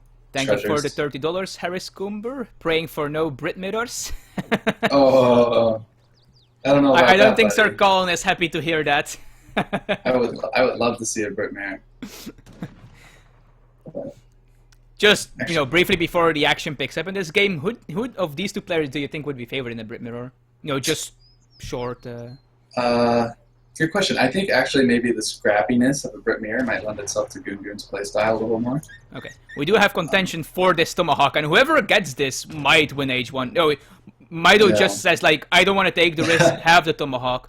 And that's actually really Yeah. smart, because if you lose this and you go for it, your Explorer is dead. Exactly, Guaranteed. and he needs that trading post in transition. He's Germany. Yeah, exactly. Like, as Germany, well, actually, as neither player, I would take this risk. Although Spain does have the advantage of the dog, of course. Yeah, Spain's H1 is actually just pretty scary with the dog. Yeah, the dog's like the And- best second exploration unit you get damage-wise, right? I don't think any Yeah, other yeah. starting unit has better damage than this. It's really high DPS, and of course, anytime the Spanish player wants, you can also just spit out 4 more dogs. So Well, pretty 5's strong. expensive, but yeah. yeah, it is. Sometimes though, it's worth it though in H1 if you have quite a treasure contention. But it was like a 400 food treasure with like 16 renegados protecting it. Yeah. I don't think 5 dogs would be enough in that situation. Probably not. You're gonna be toast in about 1 second.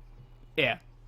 I think they got one shot by the renegados actually. Well, maybe not one shot, but So, why do we even like hiding his explorer near the trading post? I see to that make absolutely it sure he almost- gets it. It almost blends in with that foliage. I don't know what your graphic settings are, but I can't even hardly see him on my screen.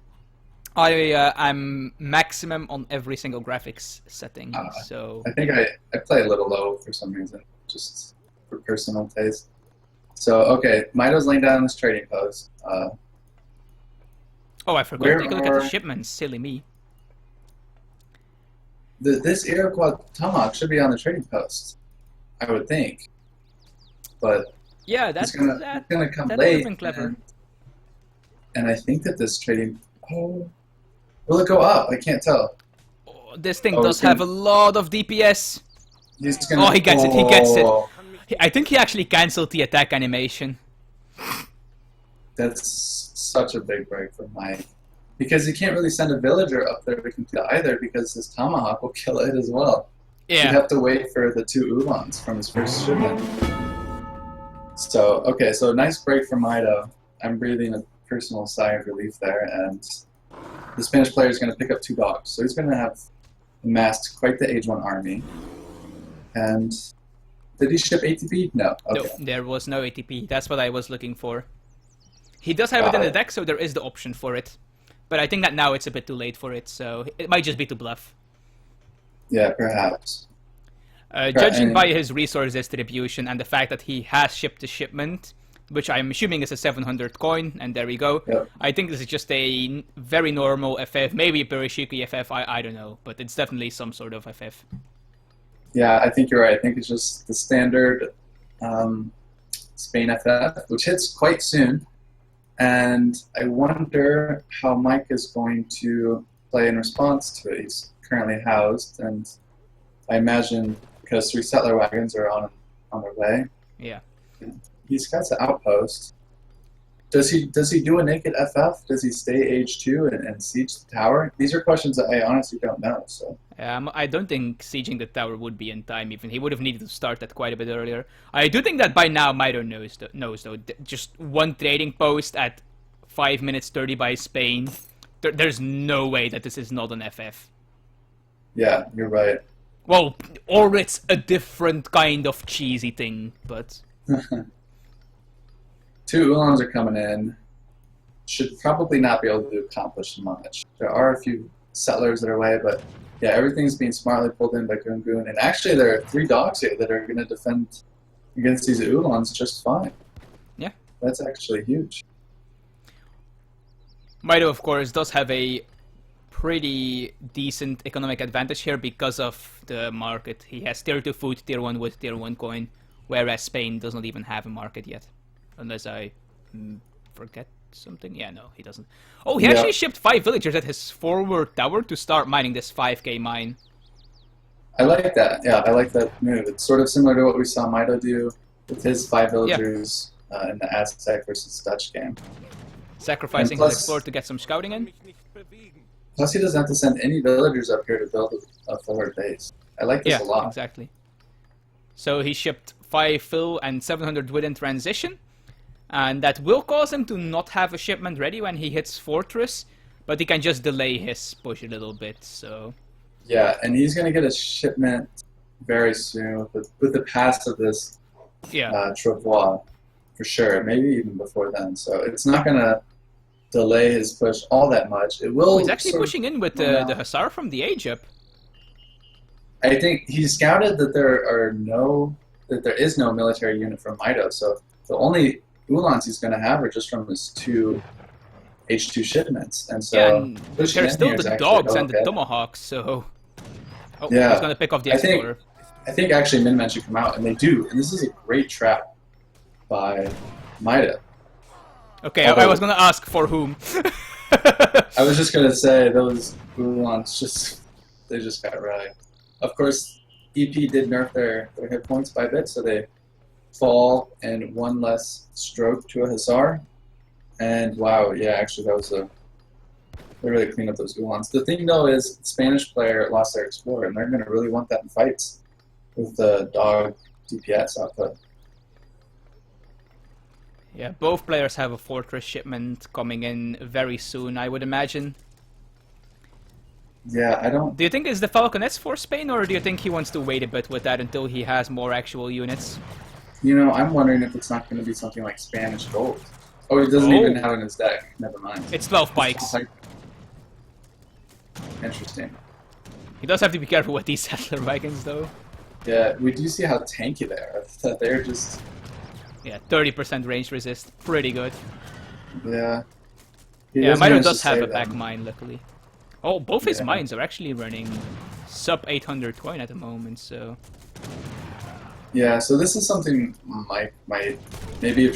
maybe should have done earlier, is mine strictly from the forward mine, so that when this inevitable Spanish pressure comes, he is a longer lasting safe mine in the back. That's definitely something you want to pay attention to as a player. Yeah. He hasn't... I guess his Fortress Shipment is coming. He hasn't shipped it yet. I wonder what it's going to be. Perhaps just... I don't know. It just feels like he's kind of behind this game. I mean, well, there's 42 military out for Spain and nothing for Germany. Yeah, so, this is definitely not ideal. Did he ship mercenaries or something? Is this why it's taking so long to come? Might be, yeah. He might have shipped the Jaegers or the Black Riders. What is... Oh, Black yeah, Riders? there we go, Black Riders. Oh, and 5 scrims going out now. There's a lot of scrims out though for Goongoon, and these Black Riders aren't going to be super effective that way. He's just going to try and just do what he did in, or what Goongoon did in the previous game, and just like try to pick up reinforcements and just force the army back, basically. Yeah, actually, he can raid pretty nicely with this. Shout out to Goongoon for delaying the series so I don't miss too much. Someone thanking us, or thanking Goongoon for delaying the series so he could actually make it in time. That's funny. I think there's a couple hundred people that don't appreciate it quite as much, though. Well, he really doesn't want to lose these Black Riders, though. Yeah, and there are just so many skirmishers. These Black Riders are not actually doing their job at all. They essentially get one-shot by all these skirmishers. This one survived with, oh, can I click it? 7 hit points, so... Actually, Spain is looking quite strong right now. Yeah, taking down the trading posts. Maybe even interesting in taking the trading posts for him now that we're a bit later into the game and going for Stagecoach now. It's definitely a possibility, which I think would be pretty good. These Black Riders are going to pick off another villager, so... It's nice Mitoe does need to be careful with these Black Riders, though they're his only anti-cap at the moment. Yes. And the thing is, what these Black Riders are actually doing is buying him a lot of time, because they've been running around and Goongoon has not been using his army to apply pressure at all. And so Mitoe has been able to extend his settlers onto this gold mine. Yeah, that's going to be a problem, though, because that's exactly where Goongoon is pushing right now, and his Black Riders are just way on the other side of the map. Yeah, this is going to be tough for Mitoe to hold. Oh, yeah, he's just evacuating at gold mine. He's like, nope, nope, nope, nope, nope, nope, nope. It's going to get scouted, though, I think. Yeah, for sure. Yeah. Yeah. It does give the Black Riders time to retreat, though. But one settler dragon almost certainly going down. The Black Riders are joining the fight on the wrong side. Okay, now he switches their direction. Although the Hussar are dead now, actually. Oh, he doesn't want to have the Ulans get caught by the pikemen. Oh, I'm surprised by how few kills he lost. Oh, that's bad. Yeah, that's not good. I think this is GG here. That's a lot of stuff dead. Oh, 5 Lancers coming out as well now, so... Yeah, and Mitoe made 4 Doppelsonders. I think he saw all this hand infantry and thought maybe that they would do well. The thing is, Doppelsonders are just kind of... They're still a melee unit, and they aren't very fast, so they can be picked off quite easily, and they're very expensive, and you'd have to upgrade them to veterancy, so... he did kill every single non-skirmisher unit pretty much. And That's that's why he nice. ships 5 doppels. Yeah, I mean, imagine if that was like 9 Oolong just popping up on top of this army with like another made 5 or something. That would be actually pretty strong, but... And I think the random Spain villager might have scouted these German vills, and Oh, yeah. That's pretty probably GG.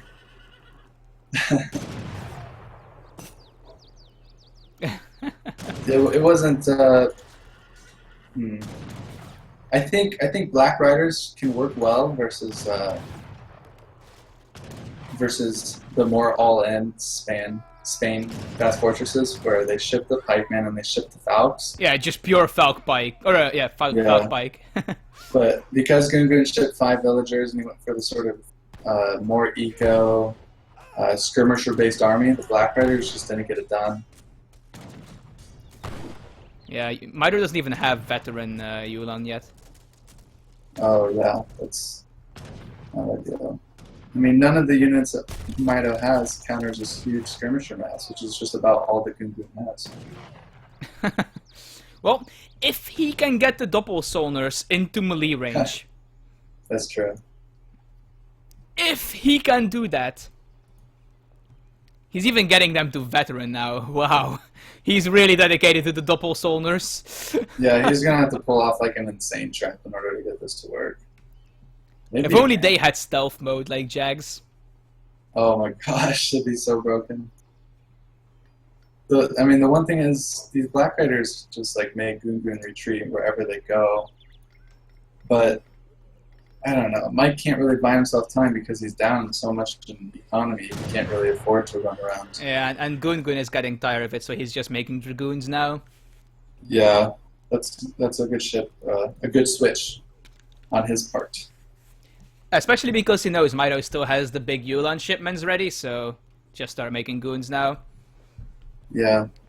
I think if the 5 doppels had actually been 9 Yulan, Mitoe could have done something here.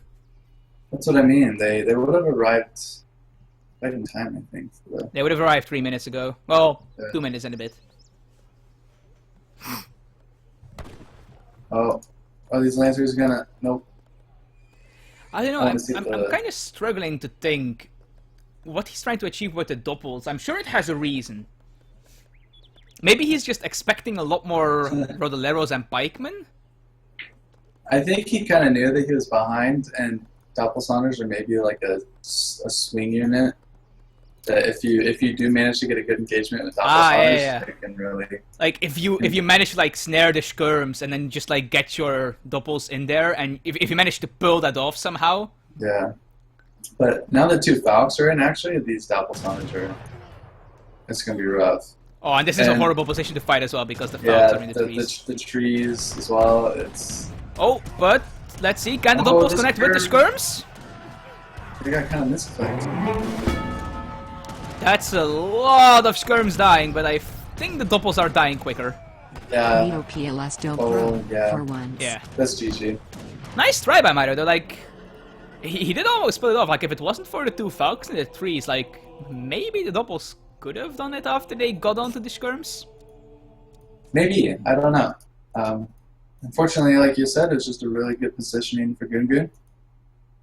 And just like that, Mito's main civ is... That was a 13 villager population drop, that one catch, by the way. You know, just pointing it out. That's huge, dang. As well as he lost some early villagers in that initial push. Yeah, he also lost an early engagement. It's just kind of difficult to come back from that. Yeah. Yeah, even with the inflated population of Black Riders, he was still behind the military. Oh, oops. Joined the game a bit too early there. Goongoon wasn't in yet. No worries. All the games have been recorded, right? Yes, I believe so.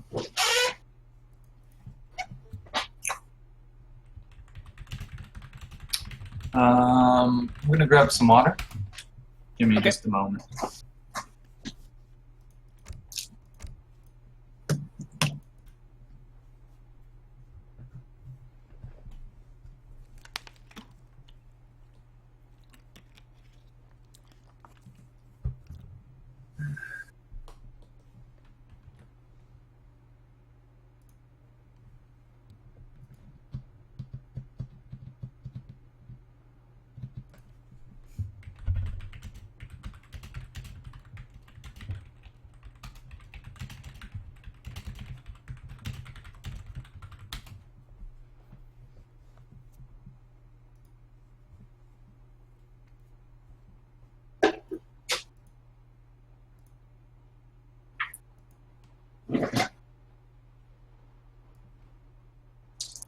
Okay, I'm back.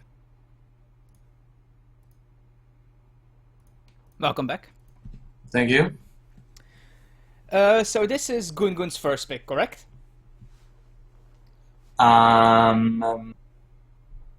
Yes. Goongoon picks. Okay. We are almost halfway with this grand finals. Almost. Yeah, if it goes the whole 9, which, I mean, it's looking more and more likely. It's been a pretty good series.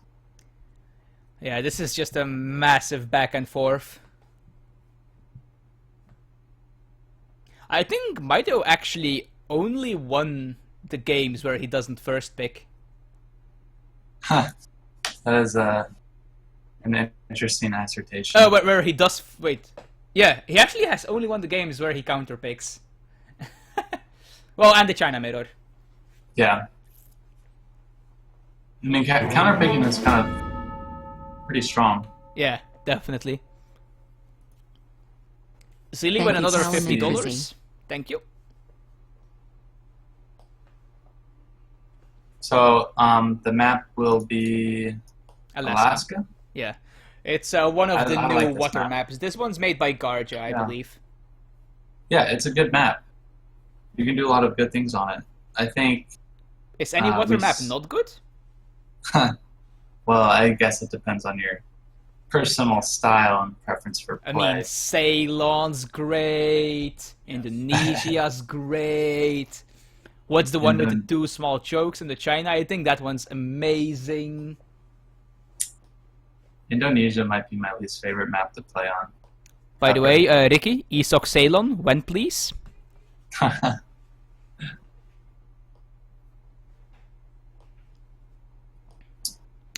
He picks Russia. coming out. Hoo-hoo. I actually do quite enjoy seeing Russia play. I don't like facing, but I love watching them play. Russia's just a fun civ, I think. I enjoy it. I've been playing them more and more recently. And like you said, I like watching them too. Interesting pick on this map, but Russia, I mean, of course this map doesn't have trading posts, and Russia is just a solid civilization to use on non-trading post maps. They don't really rely upon them as many other civs. And because the next map is Thar Desert, but it also happens to be the map where the civs reset, it's not that bad to pick it right now. Because Russia, I think, is something that both players are definitely looking at for Thar Desert. Yeah, good point. That's a very good point. Yeah, the same thing with Mitoe is India, actually. That's like another Yeah. civ that does decent on Thar Desert, but because it happens to be the civ reset point, I can safely pick it here. Yeah, you're very right. And this is just a pretty standard Age 2 matchup, where both civs want to stay Age 2. Both civs have really great upgrade cards in Age 2 for their units. Although I think as the game goes on, all things even, I think India has a better composition, perhaps. India definitely has the composition advantage, but Russia has the card advantage, I think. I feel That's like true. Boyars is slightly stronger than the stuff India has. And when That's I say true. slightly, I mean pretty significantly. I Boyars agree. is I mean, just a really, really good card. Let's turn not lie Strelets about and it. Cossacks into such good units. Yeah, it's like a veterancy upgrade for 2 of your main units. Yeah. So yeah, we are on the fish head map. Yep. But Whereas I will be- Goongoon's town center is the eyes of the fish. And then the 2 dark green patches are its gills. And then obviously this is the mouth. I see it. That's funny. I've never looked at it like that. I like it. You're Well, welcome. Now I'm never going to be able to unsee it. I'll just, every time I play this map, I'll be distracted. I'll be like, it's a fish. Are the hunts fair? I was looking at that, and I want to say yes. That's a good treasure.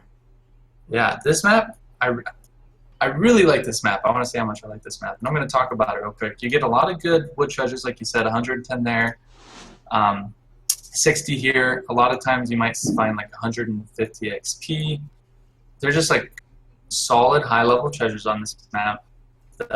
There's plentiful hunts.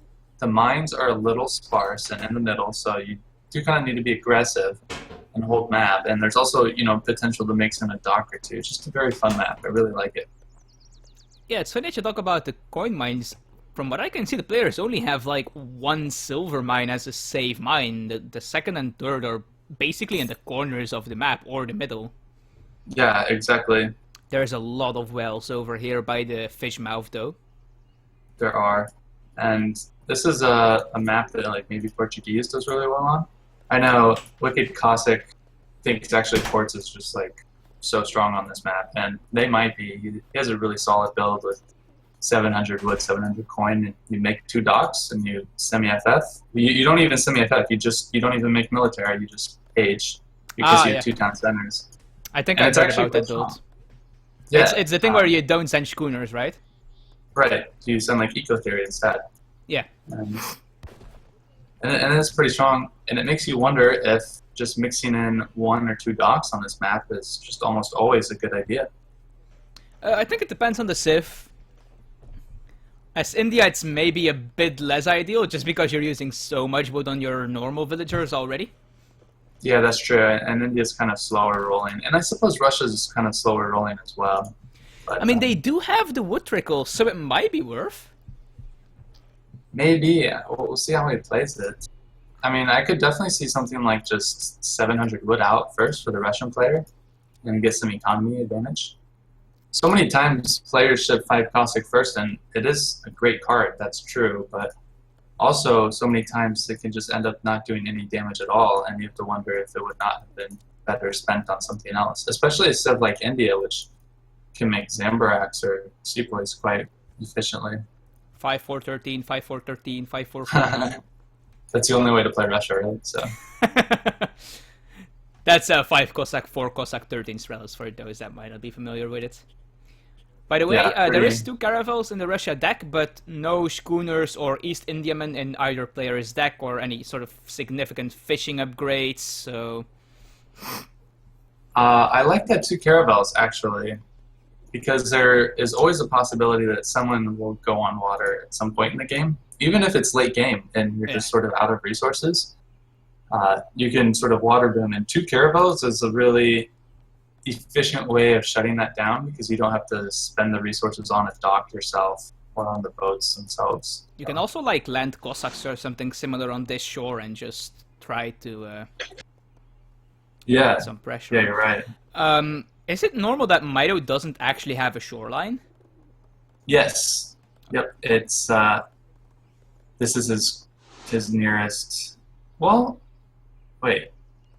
Well, we know this too late anyway. Damn. We did. It shouldn't be I've relevant noticed- judging by the decks, but it is something we should have noticed. So Right. I have noticed. I've looked at how this map spawns before, and not always is the coastline directly behind Mitoe's town center as it is for Goongoon's town center. Quite often it's more off to the side, but this looks like it's too much. But like you said, it's too late, and it won't. It's not a huge game changer. yeah, what I've learned there is that Mitoe actually scouted 3 forward village. Oh, Goongoon finds that massive wood treasure.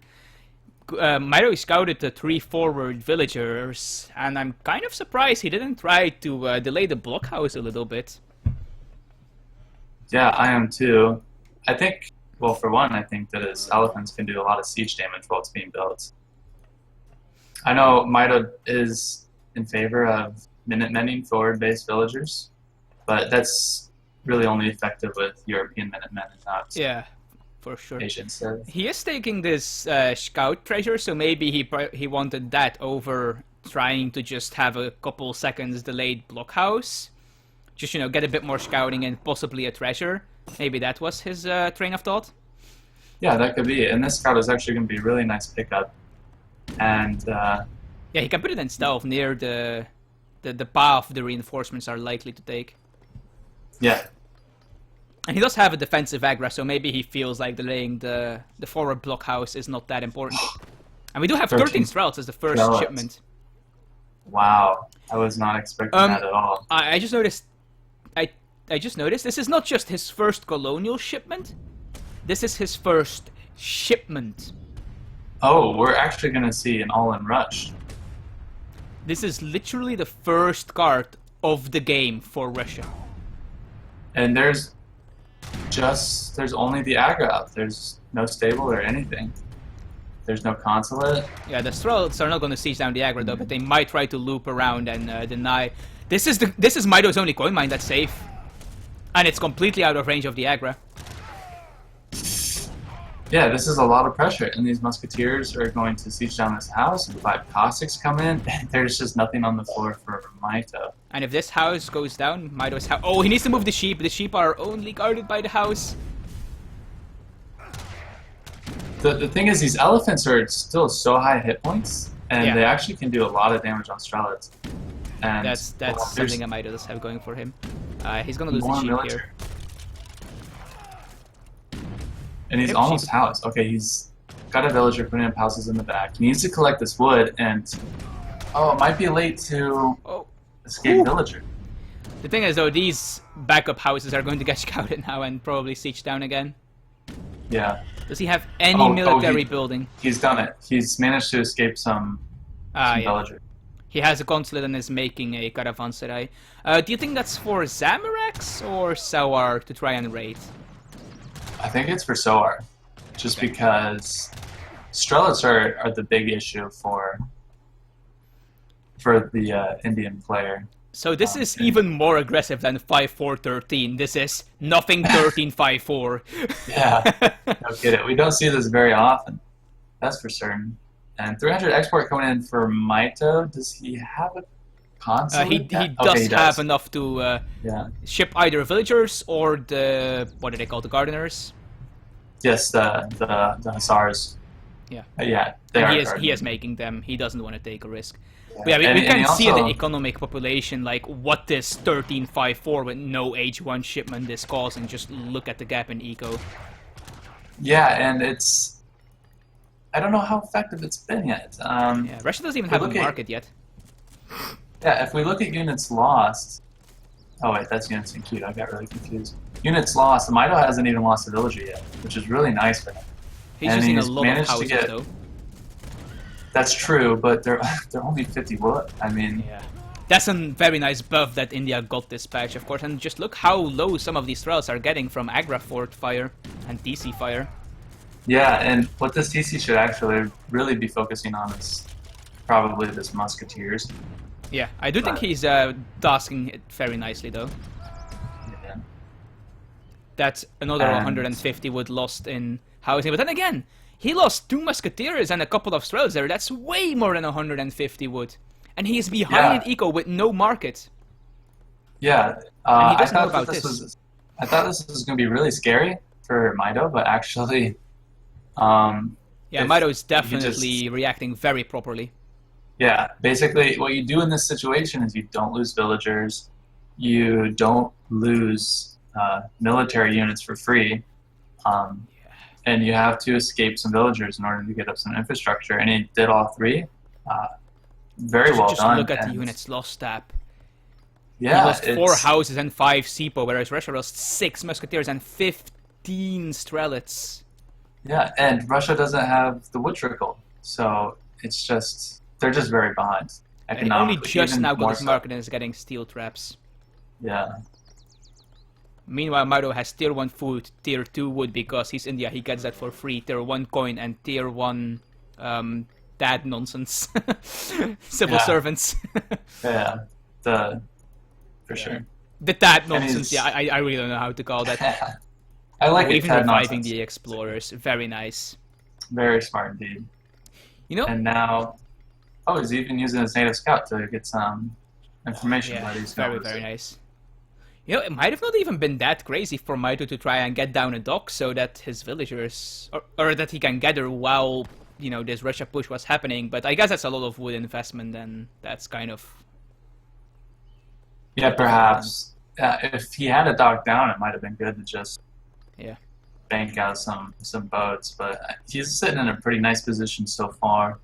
The militaries are even though, and the economies are roughly similar. And Boyars comes in now for the Russian player. That's a bit early, I think. Although he does have a lot of Cossacks, so maybe not. Yeah, I don't. Maybe he wants to push right now. Otherwise, I would have maybe perhaps liked to have seen something like 700 coin. Yeah. I kind of like how Mitoe keeps his consulate on Ottoman, just to make sure he can like see the Russian stuff approaching, so that he can react properly. Yeah, and he's still got access to the Ottoman minutes, right? The European Minutemen. Yeah, So if needed. that's Exactly. going to be, like, for instance, I feel like a fight is about to take place, perhaps near this Agra, and if Minutemen can pop out, that could be the difference between winning the fight and losing it. Oh, chipping 600 coin when he has 500 food stacked. That's going to help him get out a lot of units. Yeah, both players are actually housed right now. So. I'm not sure how I feel about fighting here, though. Oh, there's the Ottoman Minutemen! Yeah, they come out. Oh, this is going to be actually pretty tough to hold. He's going to need his TC Minutemen, too. And, yep, Yeah, and here there they are. come. Okay, with these Minutemen, he's sitting fine. Absolutely, yeah. But, I mean, that is a lot of resources just put into Minutemen right now. And a second stable? Oops. Coming down That for is the India? second caravanserai, yes. Mm. It's kind of a bit unfortunate that the Sours weren't in a position to start snaring the Russian army once the Minutemen were in a position to shoot. Yeah. And actually, Sawyers are... Oh, there are so many Cossacks here with Boyars that I'm not quite sure how well Sawyers do in this composition. Of course, they do quite well versus the weak Russian infantry, but these Boyar Cossacks are Yeah, pretty the fearsome. Cossacks do tear through the Sours, I would say. Although the Sepoy are just by far the most powerful unit that either of these civilizations can put on this particular field right now. Yeah, Even that's after true. the HP nerf. They're pretty beefy. 180. And now points. that the Minutemen are used, Mitoe is just switching to the British consulate. Yeah, Even and though that's he gonna help hasn't out. shipped the villagers yet. That's going to help his army out a lot. And I think he knows that he should be ahead in economy. But as I say, that 38 to 36 now villager population, and he's kind of well, he's not really running out of map yet. He does still have 1,800 point left. I feel like a tech Fight research is that. going on. Oh, whew. Let's take a look. Sours on Cossacks. There's a lot of Gurkha here, though. And once these There Cossacks is. die, these will clean up. There's even Zamareks Yeah. to kill the Cossacks. Yep, the Zambreks on the Cossacks, some Sepoys going into This is melee a great mode fight very for Mitoe. nicely. This is a great fight, Yeah. for sure. He said it. And now the Sours are snaring this army, so even if Goongoon wanted to run away, he has to clean this scav up first. And yeah, That's it. That's the game. Mike Mitoe wins. wins He the- takes the 5th game? Yeah, 5th game. 3-2 advantage now in the series. This is going neck to neck. In fact, I think Oh, that yeah. they've just switched. They've just altered who won. Who Yes, won they the have. games. They have. I So- feel like the Russian all-in push, just like you said, it didn't achieve nearly enough. Just shipping nothing in Age 1, and then shipping Strelets first, which are extremely poor at picking off settlers. Yeah, exactly. You kind of have to bank on your opponent making a mistake or an error and losing more than he is really supposed to. And Mitoe did a good job of not doing that.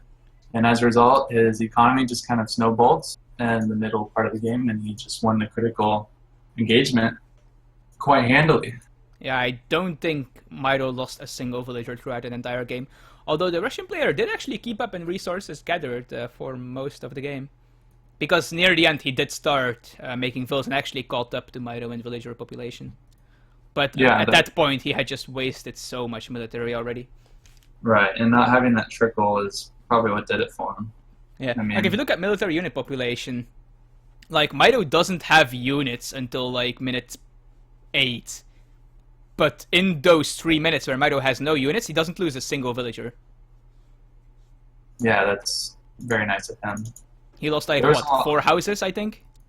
Yeah, and I think a real key part of that was he managed to escape some villagers to the south part of the map and not get housed, get up a stable.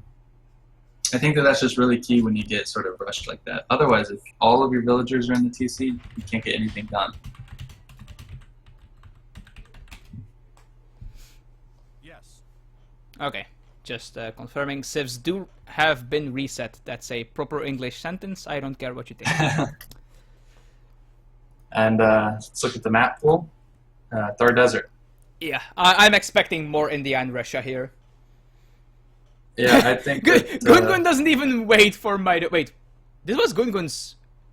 Goongoon doesn't have to first pick, does he? Didn't he first pick Russia? Should. Yes.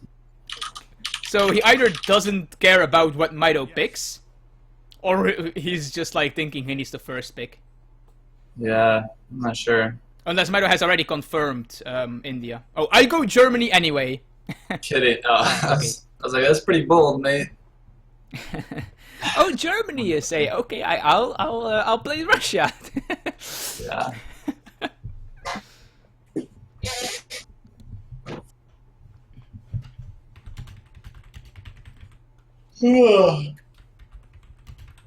I need some coffee. Perhaps. Or a good nap.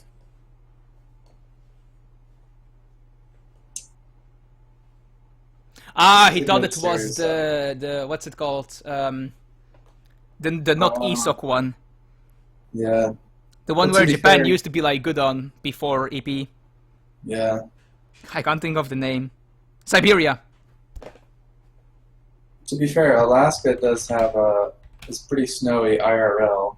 Yes, it I is. think they have a pretty short summer, so maybe that map can get confusing. Oh, he's thinking of Klondike with the 5 teepees. Oh, could be Klondike as well, yeah. Yes. There are a lot of names and maps to remember, definitely. I think Klondike got vetoed actually. By Goongoon. Yeah, it's a strange map. That's not too much of a surprise. Yeah, Mito actually was really sad when he heard Goongoon had vetoed Klondike. Apparently he had a really good build for it. Mito likes his maybe non-standard maps because he is very much so strategician. Did I say that right? He enjoys strategy and theory crafting. Huh, Always looks to Japan do and new Alaska.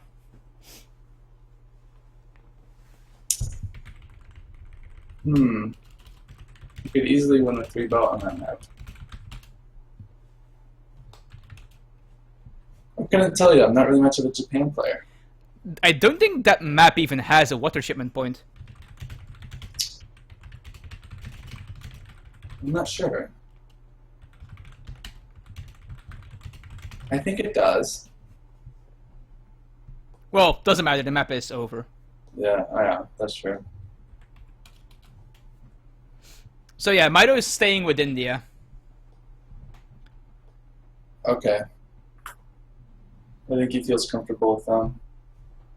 To be fair, the buff to India has really suited Mito's style of play. Oh, absolutely. I think he I'm really gonna likes look us at the Alaska. Okay, yeah, Alaska does have a water shipment point, yeah. It's Adirondacks that doesn't. Oh, yeah. I remember now. Adirondacks is India another map. Mirror. India Mirror. Okay.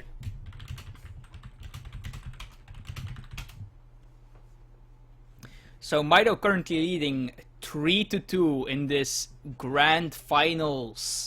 This is of course a best of 9, so Mito needs to win 3 more games to win? Yeah. Yeah. No, just 2. First to 5. Wait, right, yeah, 5, yeah. Yep. 9 divided by 2 is 4.5, so you need to win 5 games. Yeah, so he needs to win 2 more. I mean, this is his moment to pull ahead 2 games instead of just going back and forth, because this is a mirror. There is no Civ advantage shenanigans or anything of the sort. Yeah, this could be the point where the series kind of shifts in Mito's favor if he wins it.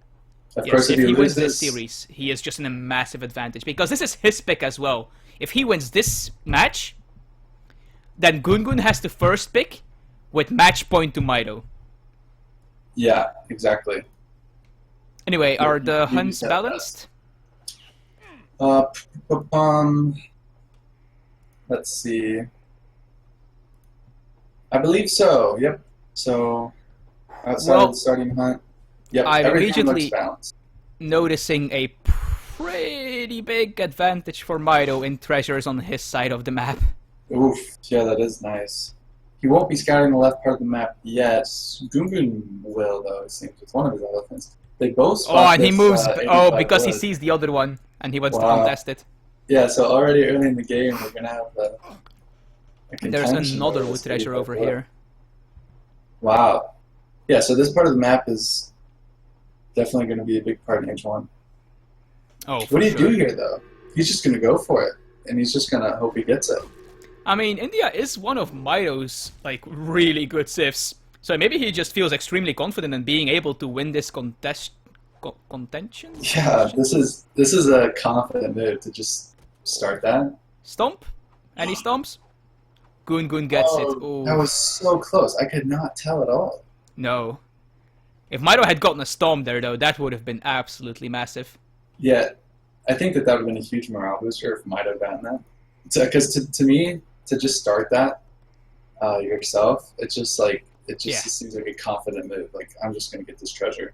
And now And it didn't Goongoon will work get out. the 50 wood as well, probably. Wait. Yeah, probably. Oh, nope. Maybe he just moved away slightly too early, or he doesn't quite want to go for it until he knows where Mito is. Mm. Seems Mito's gonna go for it, though. If Mito can get this uncontested, it's not that bad losing the 85. It's obviously not ideal, but... Right, like you said. And Goongoon is 10-10-ing. Yes, So- I just noticed myself. Forward villager as well. This is nuts. It should be. I would think it'd be scouted by Mito because he hasn't scouted any of this left part of the map yet. And Yeah, I would have both on the right. Yeah, so I think he's gonna go from here to like here to start scouting there, and he should see it. That's what I think too. Oh, he is tentening without the villager on the wonder though, so he's not going like ridiculously aggressive. Yeah, this Oh will be my god, the interesting to scouting see how pattern. works out. This will hurt Mito a lot. Yeah, if he doesn't scout this, he's only going to scout it on the age up, and that's. could Well, be there too are no late. villagers on this, so it is possible the elephants will go check it out at some point, but... True. True. If he goes for a forward agra himself, though, he could be in a lot of trouble. Again, Oh, and- no age 1 card from Goongoon yet. Yeah. and- He has sent one, though, so it should be arriving. Yeah, he just shipped it later. Okay. Got the trickle. Unfortunately, Mito's first heard of this Ibex group was away from his town center. Which He if will is- spot the agra for it now, though. Okay, yep, here it is. And if he pays attention, he will notice that there is already, like, planks and such in place, which means that it's pretty far in its construction cycle. So it has to have been started quite a bit earlier than his. Yeah, I think he'll be able to get all that information that he needs to. And he put another villager on the Wonder, I think, when he scouted that. Yeah, No, that he's makes a Asian lot of sense. too. That's the thing with the Asian wonders, of course. You can't actually see how far in their cycle they are, because their HP starts at max. So you have to pay attention to the actual 3D model to, like, Yeah, kind of try to discern how far ahead it is. yeah, you're right. And Mito's now scouted this 90 wood treasure. Going to be a nice pickup for him. Although Goongoon's explorers are pathing down there, it's going to be... Oh my god, they're gonna have another contention. oh, just kidding. They decided to go the other way. You know, I've always wondered, if the game lags extremely much, would it be possible to swap the shipment point to your agra fort for the 2 sepoy from the Egypt to get there? That's, that'd be awfully hard. I don't think it is, but if the game like lags extremely much, maybe it is. That would be pretty cool, actually, if you had just... Or, like, what if you just kind of memorized where the button is to hit the... Yeah. Or, I don't know. But, okay, it looks like Goongoon is trying to Sepoy rush India and Amir, but he only gets out 3 Sepoys on his first batch. This is not going to be very strong. Yeah. Again, there's a house unprotected by the agra fort, though, but it's in TC fire range, I'm pretty sure, at the very least. And the sepoy do die to double TC shot now, unless there's a British consulate involved. Yeah, that's a huge change, definitely. And let's look at units in Q. I see Gurkhas, yep. So Mito's making the counter unit. And No Brit in first half. question is, can he Confirmed balance not set. lose any villagers? Because that's going to be the name of the game. Yeah, losing a villager is pretty big, and it does seem like he'll lose one He's here. going to. Yeah. He just needed to not lose one. Like, that was...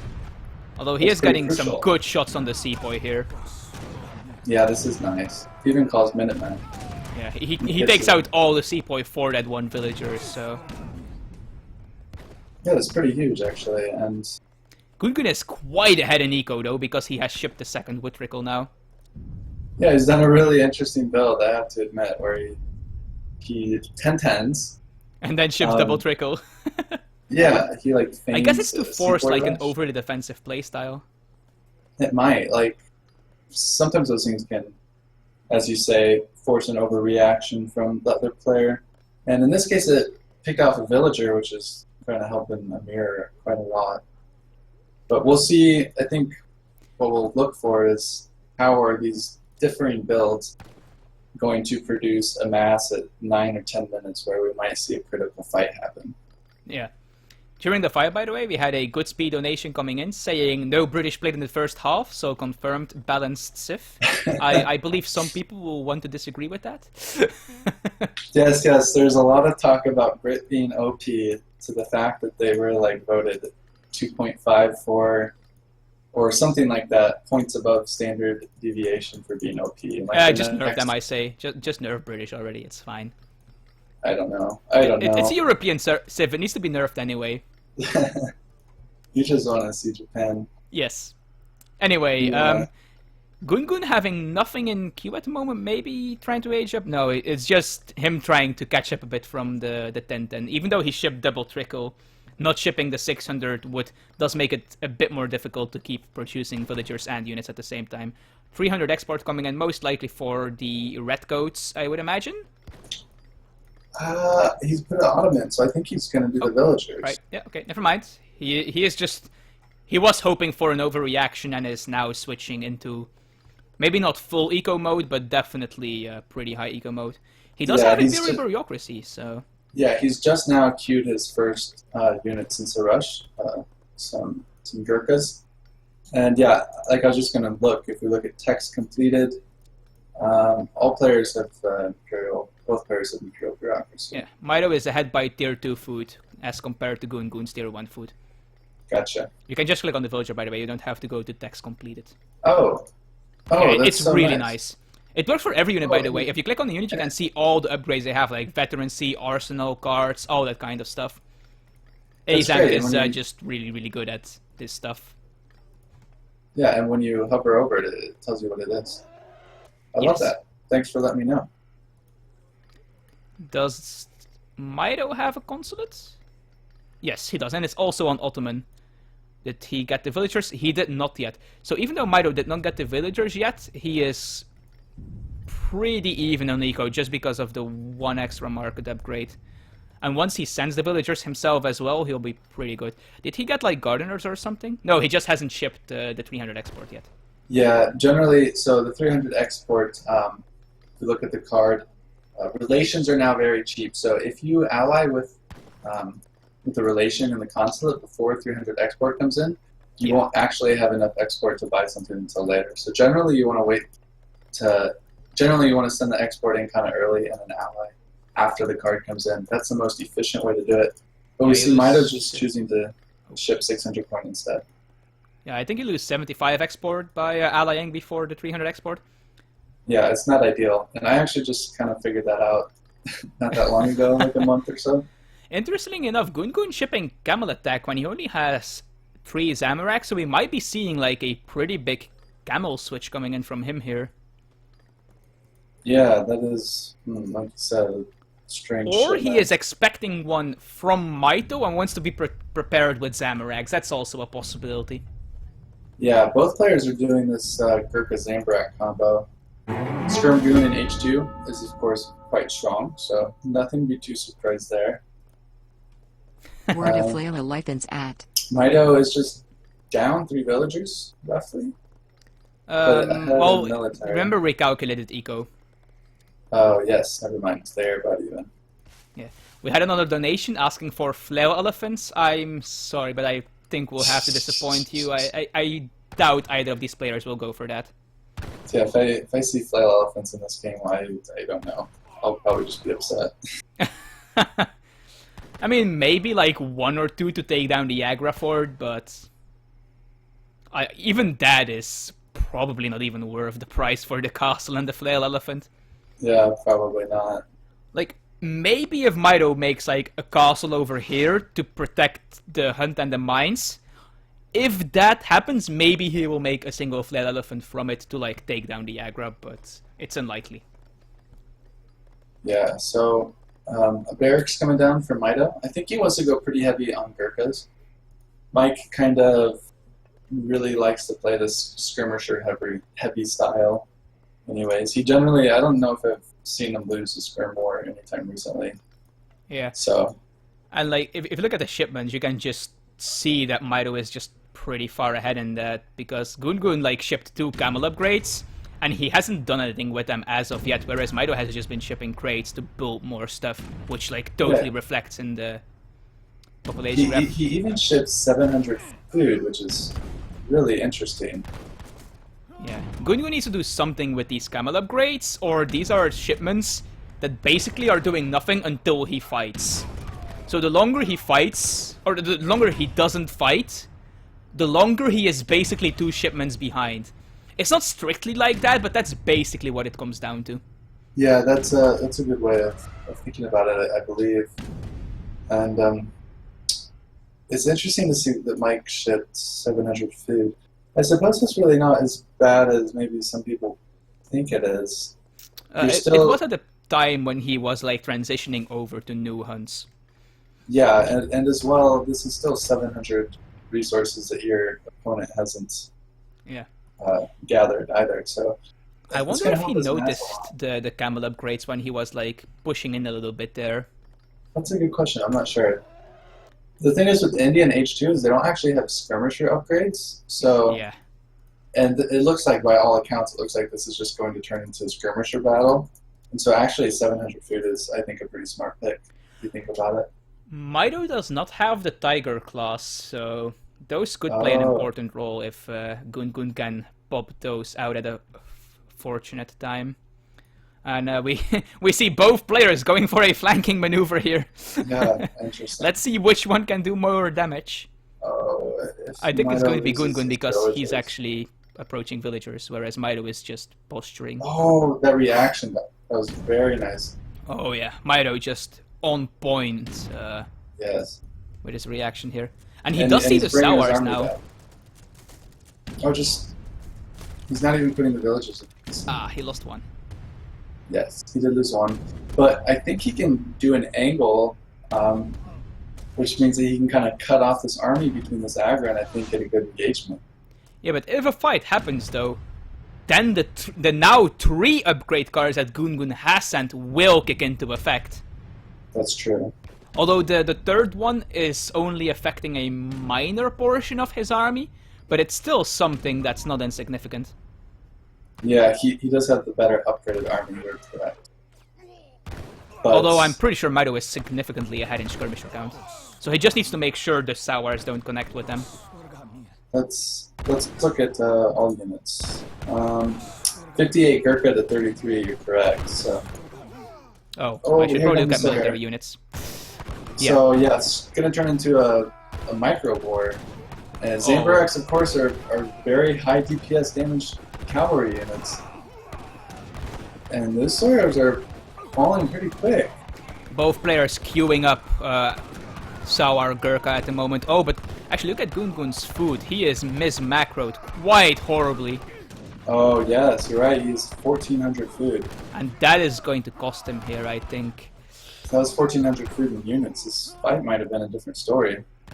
Absolutely. And the Sours are not getting a good angle at all, and this is a great fight for Mitoe. Yeah, of course, this Thar Desert, we have to keep that in mind. Every coin mine is a copper mine. Wait, no, never mind. Copper mine is fine. It's tin, right? That's less? Yep. Yeah, never mind. So.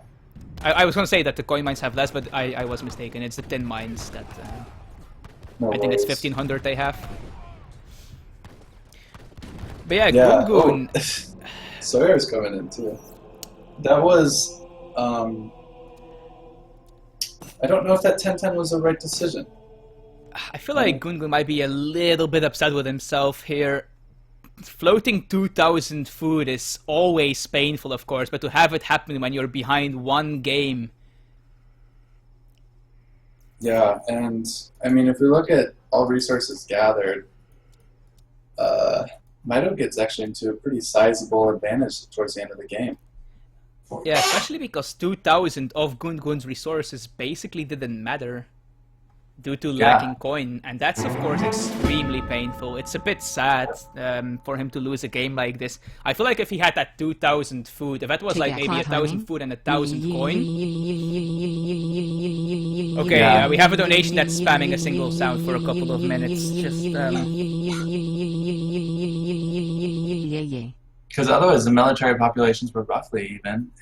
That's what I was going to say. If that 1,000 or 2,000 food was like 1,000 coin, 1,000 wood, that would have been like, what, 10 more sours, maybe 8 or 7, and I'm not too familiar with their price. Yeah, would have been nice for sure. And yeah, maybe that could have... I think he still would have lost that fight just because of how many more skirms Mitoe had, but it definitely wouldn't have been as one-sided of a slaughter as that was, and that definitely would have been, pretty good for him. Maybe have a way to come back, but as it was, having a somewhat poor engagement where he is quite far behind on skirmishers, and then also just floating 2,000 food, sadly just being too much of a disadvantage, and Mitoe, of course, being the good player he is, really punishing that mistake there from Goongoon. And now it is match point for Mitoe. On the other hand, of course, this is Mitoe's first time that he is in a winning position in a finals. Will it get to him here? I don't know. It's a good question. He must be... if it were me, I mean, I'd be feeling very anxious. Because you're so close. But Goongoon is, of course, a very good opponent. Yes. And like Mitoe just said, if you watch tennis, that was basically a break. He just broke. Because Goongoon has the first pick now. And he gets to counterpick with match point. Yeah, and even if he loses this, and then has to first pick himself, and loses that as well, he gets another chance at winning this grand finals with a counter civ. So Mitoe is in a pretty significant lead here in the entire series as a whole. Yeah, that definitely... I mean, that game right there was pretty monumental for him. And India Mir is just a matchup that Mitoe's really well practiced with. He's very familiar with India. Mirrors a lot of times just kind of turn into macro wars. And he did a very, very nice job winning that. Yeah, Mitoe is definitely well versed with India. But we saw how good Goongoon is with Sioux. So, funnily enough, at the same time that Goongoon picked Sioux here, I think it was SpankYou, or maybe it was Zili donated another $70, so... Oh, wow. I do think both of them like Sioux. I know SpankYou definitely loves Sioux, but I think Zili also is quite fond of Sioux. I actually forgot which of the two girls it was that donated. Well, I'm too excited! I'm too excited! I know, this is turned out to be a really great series. Oh yeah, this series is... Even though it's 4-2 in Mitoe's favor at the moment, this is definitely not over yet. This is an extremely tense series. And you can see it, Mitoe is like being a bit scared here of the Sioux, of course. As you probably rightfully should be. It's Goongoon's best civ. It's one of the strongest civs on the patch in a lot of people's opinion. And I don't really think Mitoe has a clear answer how to play versus it. We saw he got kind of manhandled in the Dutch versus Sioux game that we saw earlier. So that was I'm not sure. Mitoe's first pick though, so luckily That's he true. doesn't have to pick the Dutch again here.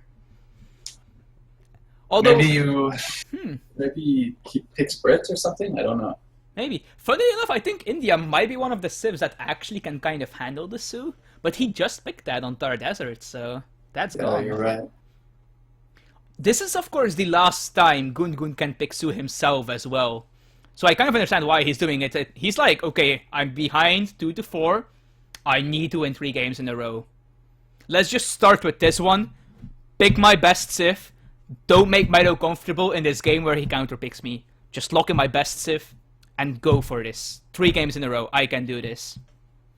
Yeah, it's lose or go home right now for Goongoon, and so it's Sioux Well, time, I mean, baby. go home. That would still be Yeah. second place in the grand finals of this Yeah. ESOC Autumn Championship, so I'm pretty sure he is happy nonetheless. That's true. There is a good amount of money though up for Absolutely. the pickings. Absolutely. Mito conversing. He's thinking about it. The map is Florida, so okay, let's talk about this map. It's got water, right? So your first guess might be Portuguese are good. There are a decent amount of trading posts. There are 4, I believe. Lots of hunts, high hunt map. You can gather sheeps. Pretty kind of mid to high tier coin treasures on this map and some wood.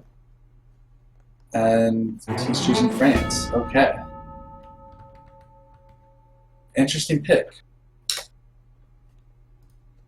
France do well though. They're a solid civ all around. Yeah, France is just an all-around good civ. You Florida is, let's see, the map. That's like the swampy Yes. Manchuria, right? Yeah. The north of the map is all swampy. And the south then is the- Manchuria. Yes, I believe so. So I see Wicked Cossack in the chat. He wants Port to be picked so bad. I think he thinks that they do really well versus Sioux, or especially on a water map. And I he can might be definitely right. see it. Yeah.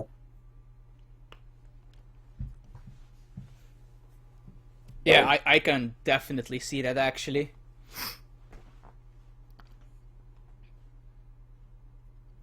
Although on the other hand, like the siege dance of Sioux does affect their canoes, so they actually can fight water pretty damn well. Good point. I feel like an investment on water though is not something Sioux ever really wants to do. No, definitely not. Here we go. So France versus Sioux. This is game 6, no 7. Taunt the 21. best of 9. Mito's ahead, 4-2. Can we please stop with donations? That's just like loop a sound, please. Yeah, we want to bring in 19. La la la la la la la la la quality la product la here. la la You know, la we la hate la to la disable la it. Let me just try something. MRTF. Okay, there we go. That fixed it. Okay. I just quickly turned off donations and turned them on again. Oh, nice. Good fix. Yeah. I was gonna say, like, I'd hate if we'd have to turn off donation alerts, in total. But Yeah, that's an We easy can enough find fix. a Anyway, fix. are the hunts That's neat. balanced? First of all. blah, blah, blah. Yes. Okay. Well, Mito has some really good treasures on this particular corner of tree. Oh wow, yeah, I love this 120 point treasure. What is this one? 135. Actually, I really like this treasure. It's so easy to crack shot, do a little scouting, come back and crack Yeah. shot, especially when it's nestled in the side of this map.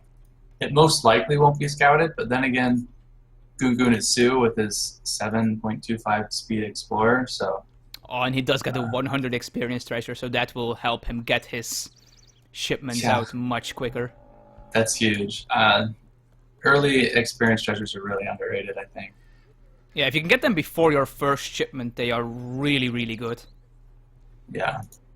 So both players start with a market. It's one of the features of this map. So I wouldn't be surprised to see both players try to get hunting dogs. Although it's going to be more awkward for Sioux because it was not a wood start. It was just a food start. And wow, is the Sioux Explorer going to go down? Well, It's so low. Mito gets the HP. treasure at least. And So Mito, wow. 38 hit points now on this Explorer. he did miss a sheep here though. Oh yeah. But oh well, I mean, getting the Explorer that low and getting a treasure, definitely good. But on topic Yeah. of the hunting dogs, I'm not actually sure if it's worth it for Sioux to get it that early, because for half the price he can get a TP. That's true. It is sort of, I guess it's kind of up to preference, but when you start with this building, it just kind of it feels like it makes sense just to get it. Yeah. And we Mitoe see does get a guys- trade post with treasure. Oh yeah, that's great. Did he build that with a settler? I don't. Well, maybe. I should have paid attention to that. I'm confused. I think he did. I think he did. Because it was not a wood start. So, well, that's pretty clever. I think it pays off actually. Especially with these sheep, you can always just kind of eat them too if you want to age up a little faster. I should have paid attention to that.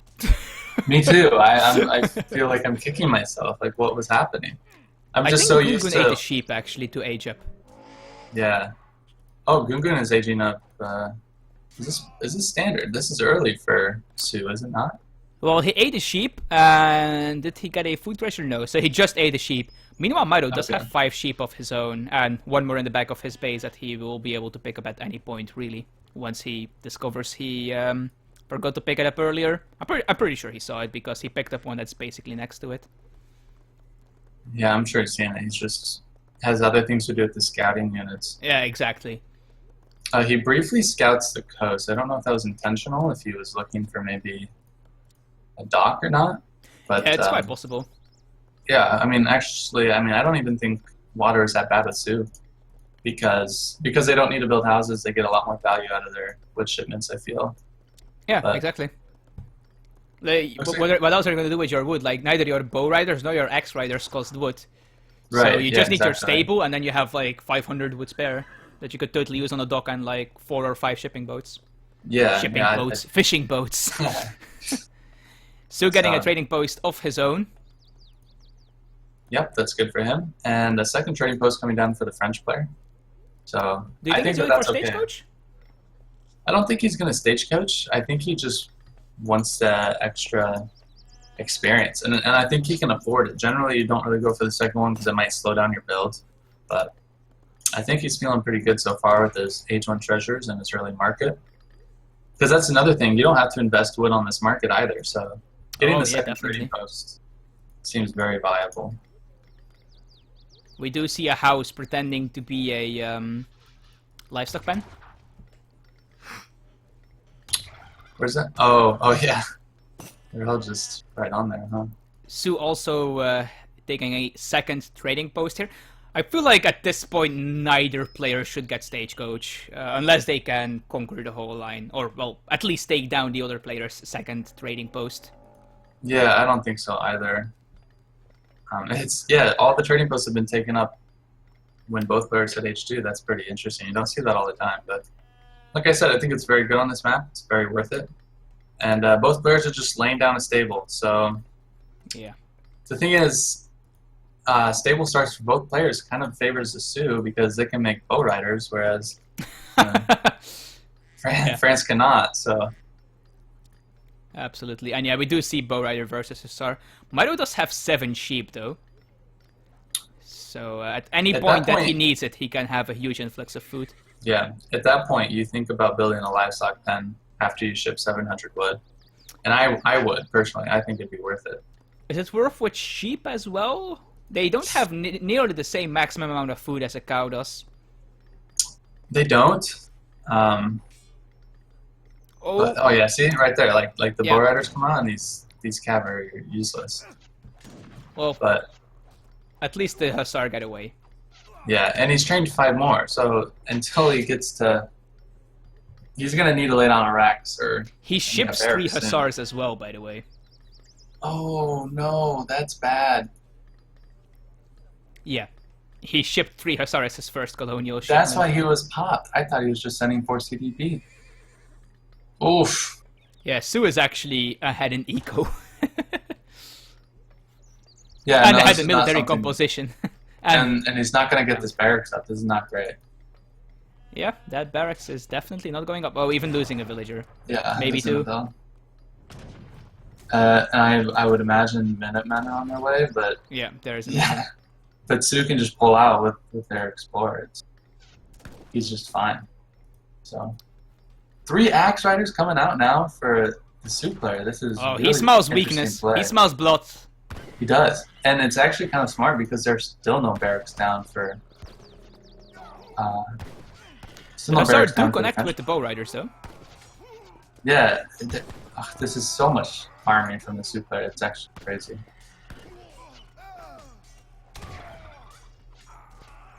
And yeah, what does Mitoe do? Make musketeers and hope they get out. Yeah, the thing is, he trains 5 and they just get immediately killed by this army though. Well, I think it's in TC fire range actually, so Goongoon can't afford to camp too long under that barracks. That's yeah, and he does have the CDB, but yeah, 4 musketeers coming out. And he does bring them out on the far side so they don't get scouted immediately. Mitoe very nicely keeping the minimal amount of villagers in the TC that's needed. Shipping 8 bows as well. And 8 crossbows now. I'd almost like to see him use the Thar as, as a raiding force right now. While the Sioux army is closer to his base. I really like how he got Great Coat though. Yeah, that's very smart choice. You almost want to get that in transition almost all the time versus Sioux. I mean, I would at least. This scout is in a nice position, but he's not really scouting the reinforcements. Yeah. He could be up north just a little more. Oh, now Cav HP coming in for the Sioux player, so he has double the military population and now an upgrade card as well for his entire army because he's just made entirely out of Cav. Yeah, Goongoon's style of Sioux is interesting, and it's strange. It almost seems like kind of aggro, but yeah. I do think he needs a bit more Axe Riders though, because now there's a lot of ranged stuff here. Yeah, that could be. Although that being said, upgraded bow riders actually do pretty darn well against musketeers. Yep, and like Cav Attack would be another good card. Yeah, especially because it's French. Like if these were British musketeers with double upgrades, I would feel a bit more comfortable about sending them in against bow riders. But yeah. Oh, Mitoe's looking to age, but Goongoon has no intentions. It's a lot like this Dutch versus Sioux game we saw earlier. Yeah, although if Mitoe does get to Fortress, he will need to add a Warhead again. Although, looking at his resource distribution, I think he might be aging up with 700 coin shipment that's about to arrive. Yeah. Yeah, I would think so as well. Oh my god, Mitoe making pikemen in transition to Fortress. And yeah, we see 700 coins, so Goongoon's also going to go to Fortress. And the Sioux player is going to resurrect his Explorer. He's going to like that speed boost. Wow, they move so much quicker with that Explorer. It's absolutely, yeah. Disgusting. You know, Azam could have vaulted Explorer in with 2 layers of walls. It would probably have been good, to be honest. Well, also just makes a fire pit and dances fire at the end. Pit, yeah. But, I mean, he's going to waste more villager seconds dancing it back than you did building it. But that's a lot of things to do in one... in a game as high stakes as this, for sure. Oh, the Sioux Explorer might be taking down if Mitoe notices. Almost. Okay. Not almost, quite. Yeah. He does save his trading post. He's going to like that. Yeah, that's really nice. And he does have the wood to repair it if he wants to. Yeah, and here we go. The Cav are finally going to raid. But the Sioux army is so fast, actually. Anytime you have intel on where this army is, it can be on the other side of the map in like 10 seconds. It's actually insane. Yeah. His native scout's about to die. Well, if Goongoon notices, and yeah, he does. Yeah. But... both players in the fortress now. He is not repairing the trading post, it seems. Perhaps he wants to... He is almost housed. He might and be once he training sees the Cav force pushing, and I think the Hussar will start their raid. Oh, but Goongoon's army getting caught a bit here before he gets his veterancy upgrades. A bit. He does pick off one villager for a couple of this is a nice thing about Sioux, that of is course. a nice raid. Oh. That's 4 villagers. Maybe more? I don't think so because they didn't get a snare off here. And Mitoe also wants to get out of there before the... Oh, he's going to get another one. Oh my god. He might even get 2. You just sack these Cav if you're the French player right now. At this you point, just try to do as much economic damage. Yeah, this is idle as well, so... Wow. Let's take a look at the units lost. That was 8 villagers. Wow. That is pretty bad. Although Mitoe lost 2 CDB, which is 3 villagers, so... That's true. And military-wise, I think he lost more. It's hard to tell. It is hard to tell. And so Goongoon has the military advantage right now, so he can actually press the envelope here. And I don't know what Mitoe does, because he's just behind it in military right now. He does ship 1k wood, which is great. He's got 2 barracks and 2 stables now, but... unless he starts making wood units, though. That wood is not going to become units anytime soon. True. I would almost like to see, like, almost just pure goon from the French player. There's a lot of Burkinas there now, though. There's 9, so... And well, there's I mean, also, how many skirms does he have? yeah, exactly. Like, he can pick off 5, a lot of skirms. And actually, we're kind of seeing that from Mitoe, I think. If we look at units in Q. Yeah, he's making a lot of skirms. Although there is a Nax skirms. Rider switch coming from Goongoon, so... I feel like this is fairly typical from Goongoon to go for this cow switch. This is why Mitoe is making pure skirm. He had 5 goons on the way from the shipment. Yeah. So actually, the French player is sitting pretty nice here with that 8 villager raid. Has he eaten the sheep already? He has. Okay. I Yeah, like all that, the sheep to be are gone. honest. I like eating the sheep. And he's ahead in military at the moment, but Goongoon is ahead by 1 upgrade card, so... That's true. I wonder what Mitoe's next shipment will be. Would you That's like just making an units. arsenal here with the 1k wood to get the Dragoon upgrade? Not yet. I don't think he's enough Dragoons on the field to really justify it. I think it's just better just to put that in housing, because Okay. he's only got 130 pop right now, and he's approaching it. Oh, and the Sioux player has picked up a scout of his own, so he's going to like that a lot. Oh, CDB. Well, gets pulled back. Very well done. Now cap combat with the Sioux player. Oh yeah, that's a pretty significant upgrade advantage. It is. And there are a lot of axe riders. I don't know if Mitoe has... Yeah, he might not have enough Dragoons. Oh, there is still a couple of musketeers in this infantry mass, so...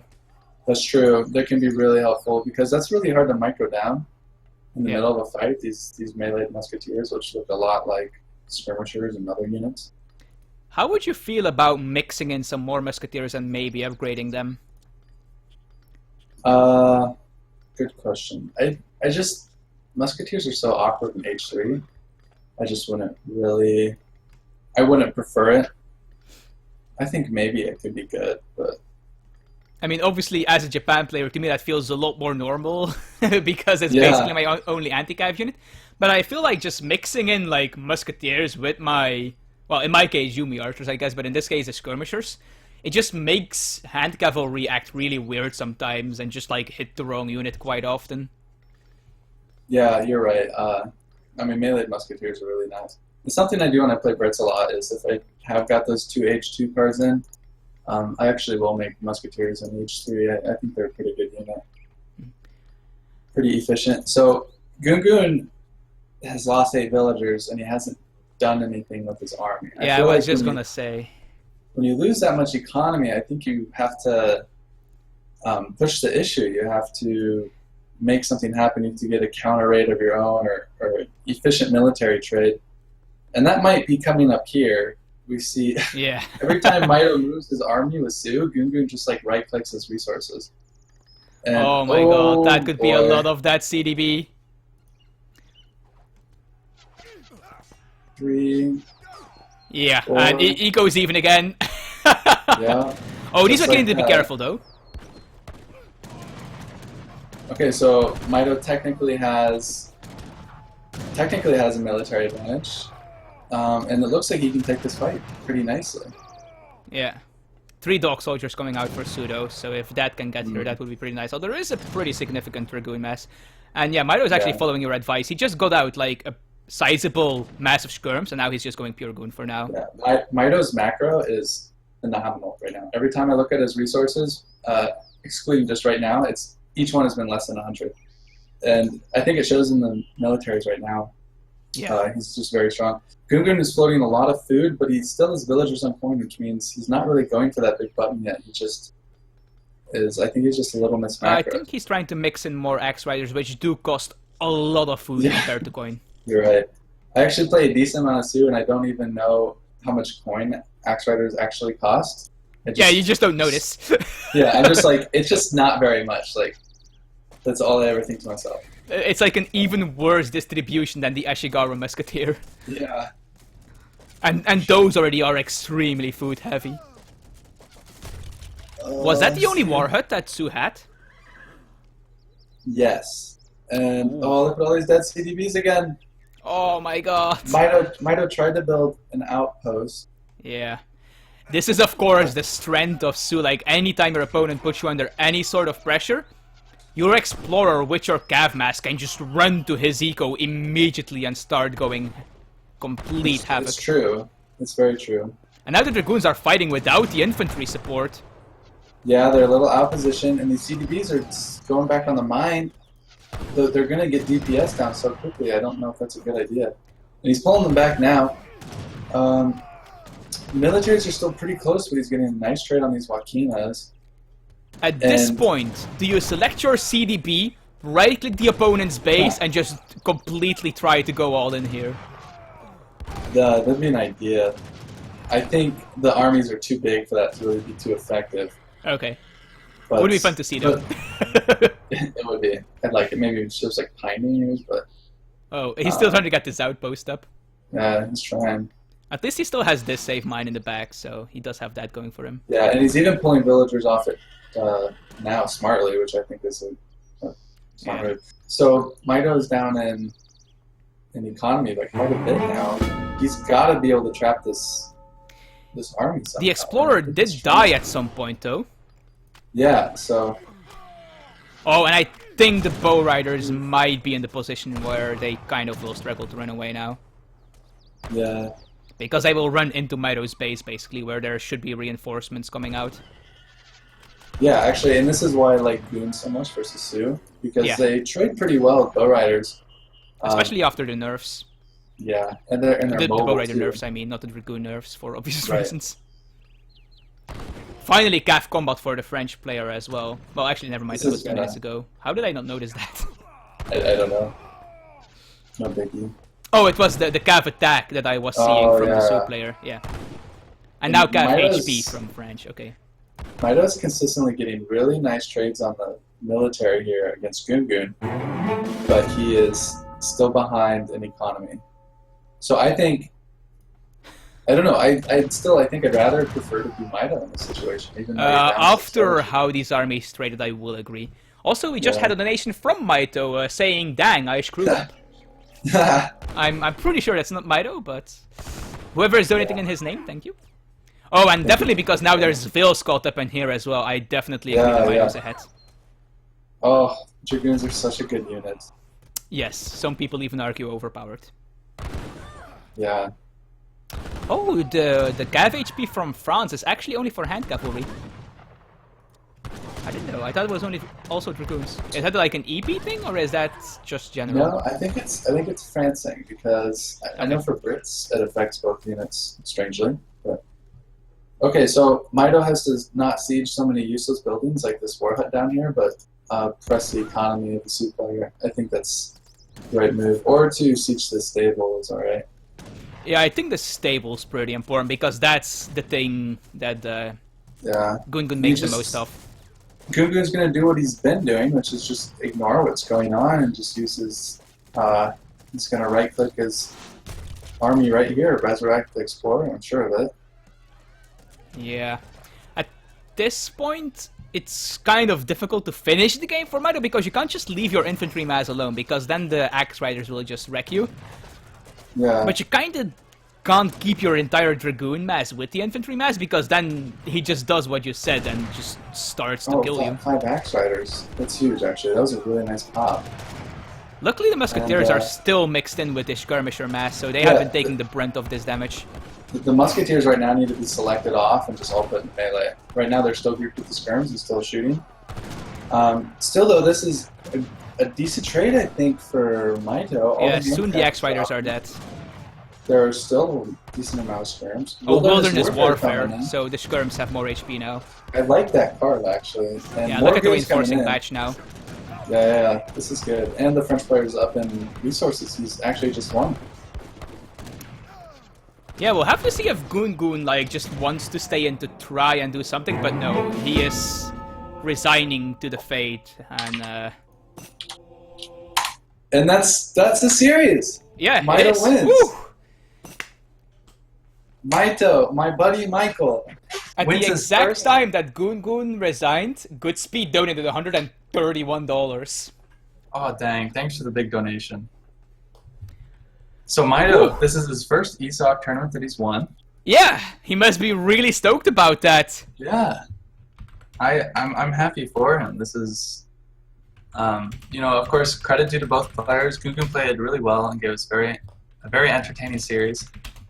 And of course, his trek to the finals was difficult in its own right. He had to take down the previous champion, Raphael, in order to get here, which... I think that was one of the biggest upsets in this entire tournament. I don't think many people expected Goongoon to beat Raphael, especially in the fashion that he did. It was... I'm not going to say a stomp, because both players are obviously really great, but... I don't think many people expected that series to go to Goongoon that quickly. Yeah, I think Raphael was kind of the favorite to win the tournament after H2O dropped out. Yeah, absolutely. Oh, these Vilgraphs. That is pretty crazy.